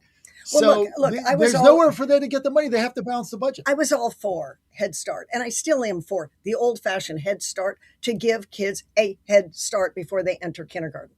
But this idea of daycare, this idea of calling someone who is literally babysitting early child educator and giving them $60,000, $70,000 a year is mind-boggling. Changing diapers. Mind-boggling.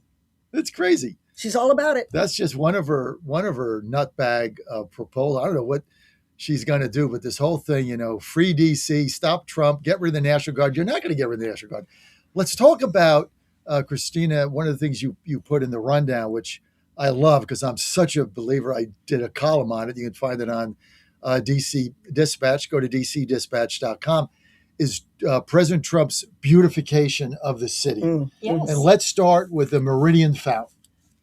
You've been here a long time. I've been here a long time. Tell us about the difference now in the Meridian Fountain. Well, the Meridian Hill Park is up 16th Street from the White House. Mm-hmm. And when the city was originally laid out, the 16th Street was supposed to be the prime meridian before the Brits took it away. If you look at the original design, it was a square consistent with Masonic principles.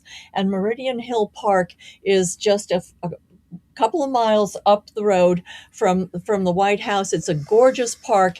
It has these beautiful fountains that until recently were empty of water and derelict, neglected.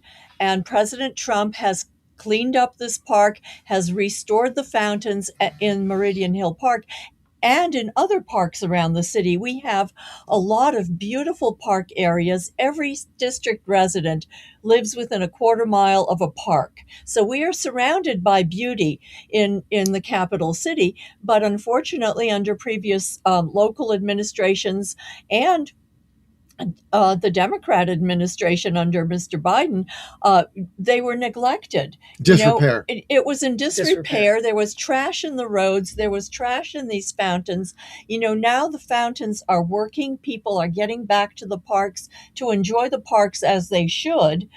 Citizens enjoying the parks instead of homeless people and drug addicts, wiping themselves out in these places that should be for the enjoyment of everybody who lives here and people who come to visit. We have people from all over the country and all over the world coming to Washington in this celebratory year. Mm-hmm. And so, again, we thank President Trump for cleaning up the fountains, for cleaning up the reflecting pool, and for making our city the beautiful place that the founders and the original designers intended. Speaking of fountains, have you seen the beautification on DuPont Circle's Unbelievable fountain? Unbelievable. Speaking of, and to your national audience, John, those folks that are coming here, when you come here for the 250th, take a look, wander through DuPont Circle. It's gorgeous. It's now. a gorgeous It is now fountain now. beautiful, yes. The homeless is out, the trash is out, graffiti is taken care of. It's a wonderful, wonderful circle. And Well, it's and I'm going to put in a plug for Meridian Hill Park. It's absolutely stunning. It is the longest cascading fountain in North America. I lived a few blocks from there right out of college. And I just remember the first time I saw it being blown away just by how majestic it was. There's a statue of Joan of Arc who's very cool, but you can see the Washington Monument. You can kind of look over the city from on high, and this is something that President Trump has done that's mostly benefited local residents. But for those who are coming to visit DC, come check out Meridian Hill Park and DuPont Circle and other circles. Because there's so many beautiful fountains, and even if a circle doesn't have a fountain, the parks are gorgeous now. Thank goodness. It's our birthday. We better be gorgeous on our birthday. Why isn't this being celebrated by the Democrats? Like, why don't you want your city to be repaired, clean, and beautiful? Why aren't they celebrating this? I mean, this is Christina. I cannot figure out our opponents because we all live here. This is our home. Yes. Right? This is where we go to dinner, where we go out, where we go to the grocery store. This is our home. And President Trump is obsessed with making it clean, safe, and beautiful. Why are our opponents opposed to this? How could you be opposed to not fixing the Meridian Fountain? Exactly. Look, if you don't love the American project, then you don't love America's capital. They're stuck in the negative. They're stuck in the defund the police. They're stuck in the graffiti. They're stuck in the homelessness. They're stuck in the violence. They're stuck in the drug mentality. That's why. And they've sunk their heels in. This is what they want because it is the opposite of what Republicans want. It's the opposite of what this administration wants. So that's their stand, to be polar opposite of what's actually going on, rather than saying, hey, and to Mayor Bowser's credit, Mario Bowser, she got on board with President Trump very early on in this second administration, Trump 2.0, and said, you know, Mr. President, you are right. You are right about crime. I am going to help you with it. Boy, did that go over well. But not for the way progressives, Mario Bowser. No, they wanted to impeach her. I know they did. And if they could only see that if they followed her lead, they might win the mayorship. Yeah. They want to be in the negative. They want to be in the past. They want to be in the violence. They want to be in fists to the man. They want to be anti-Trump. People say, I don't get it. I get it. That's what they want. They want us to accept decline. They want us to accept this chaos and disorder as inevitable. But as we've seen, decline is a choice and decay is a choice. And we don't have to live that way. And we don't have to have our capital city be that way. We can have a beautiful capital city that befits a great nation. And the irony is they're progressive. They're regressive. That's what they really are. This isn't progressive when you're stuck in the past. Oh God, I'm sorry. You know, beautification is a choice. Choosing to live in a safe and a beautiful community is a choice. So decay is a choice. Decay is a choice. Do we want decay or do we want a beautiful, safe city? It's not that difficult. It's not that difficult. It sounds Terry, like you're right. It sounds like you all read my column on DC Dispatch, because that's exactly what I said. Decay is a choice. Mm-hmm. And they've made the choice to just decay the city. And you got the same thing going on with the pipes, which is another issue. I don't know if I didn't see that in a rundown today, but do you trust the water here?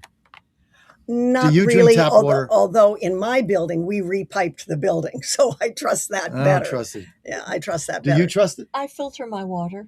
I have a water, I have a filter. I filter the water. I must say I've lived here for half a century and it hasn't killed me yet. Yeah, but now they got all this, raw sewage going. But we take precautions. We take precautions. We filter the water, and the again, lack of attention to infrastructure has been a hallmark of the local Democratic administrations. Yeah, because they're a running the very city long into the time. ground. I mean, They're it's all- running the city into the ground. They knew these pipes were going. They didn't do anything about it. That's right. They didn't take I don't know care. about They the they board. didn't take care of the infrastructure, and worse yet, we were talking about policing and early childhood education. Well, even through high school, our education, we are not serving our citizens well. We are not producing competent, well-educated graduates from our high schools. Many of our high school students are not performing at grade level in terms of reading and math. This is true at the 8th grade level. It's also true at the high school level. And yet we spend more per student than almost any other jurisdiction in the country. And now we've been outpaced by people like the Mississippi Miracle and states that have actually cleaned up their act when it comes to educating their children. And we are way down there at the bottom, despite spending money. So this argument that you need more money is a false argument. When you're under Mississippi, and of course the Mississippi Miracle, my older son was part of that. He's now teaches at Arizona State University, but he was part of that program. And if you looked at what Mississippi did, and he was a graduate from Ole Miss. It's my oldest son, Jack, who runs our website. But he was part of that. Mm-hmm. And what they did is they had a program where they wanted the best teachers across the country. And so they paid them. You had to go through a program. You got paid for that. And then they put you in the most underperforming schools. And then if you stayed there a certain amount of time, you got a bonus. Mm-hmm. But you had to live there. You had to live in the community. That was the thing. You had to get an apartment or buy a home. You had to live there. And that's how they turned it around. We could do the same thing here. I would hope so. We could do the same thing. I would hope so, because we have students who are immigrants who've been here for a number of years who don't speak English, and yet teachers in some of these classrooms are doubled up, allegedly to help the students who are not English speakers. Right. I'm sorry, kids are smart, and kids are quick to learn second languages. I'm an example of that. And you can learn a second language very quickly if there are incentives to do it. And yet we're spending all of this money and all of these resources and not producing results. We as taxpayers are not getting a return on our investment in education. Well, if you're spending money on someone to change a diaper, $60,000, $70,000 a year. Of course, we're not going to. Terry's back on the top. Of course, we are not going to have good students in the classroom. We're spending it on early child educators. What is the baby that is a month old getting in his or her education? I would like to know. Gerber. Not even that. All I know not even that, too young. We should have the best schools in the nation. We need to be an example for the rest of the country. Right now, we have 70% of kids not doing math at grade level. This is insane. This is why the Republican Why we need new leadership in DC. Exactly. And we need new leadership in the Republican Party of DC, because we don't do anything. I mean, this is my whole argument. If you listen to Jet Jasper today, or any of us, and you just talk to people like we had in that young lady who came in Wilhelmina, who said, I don't want a Democrat ballot, right? I don't want it. She's been here forever, African-American lady. If you just go to the people and tell them what we stand for and what we're doing, we're going to get votes. We are going to get votes. We're not going to be stuck at 7% because we have a majority view. It's just that we don't do anything.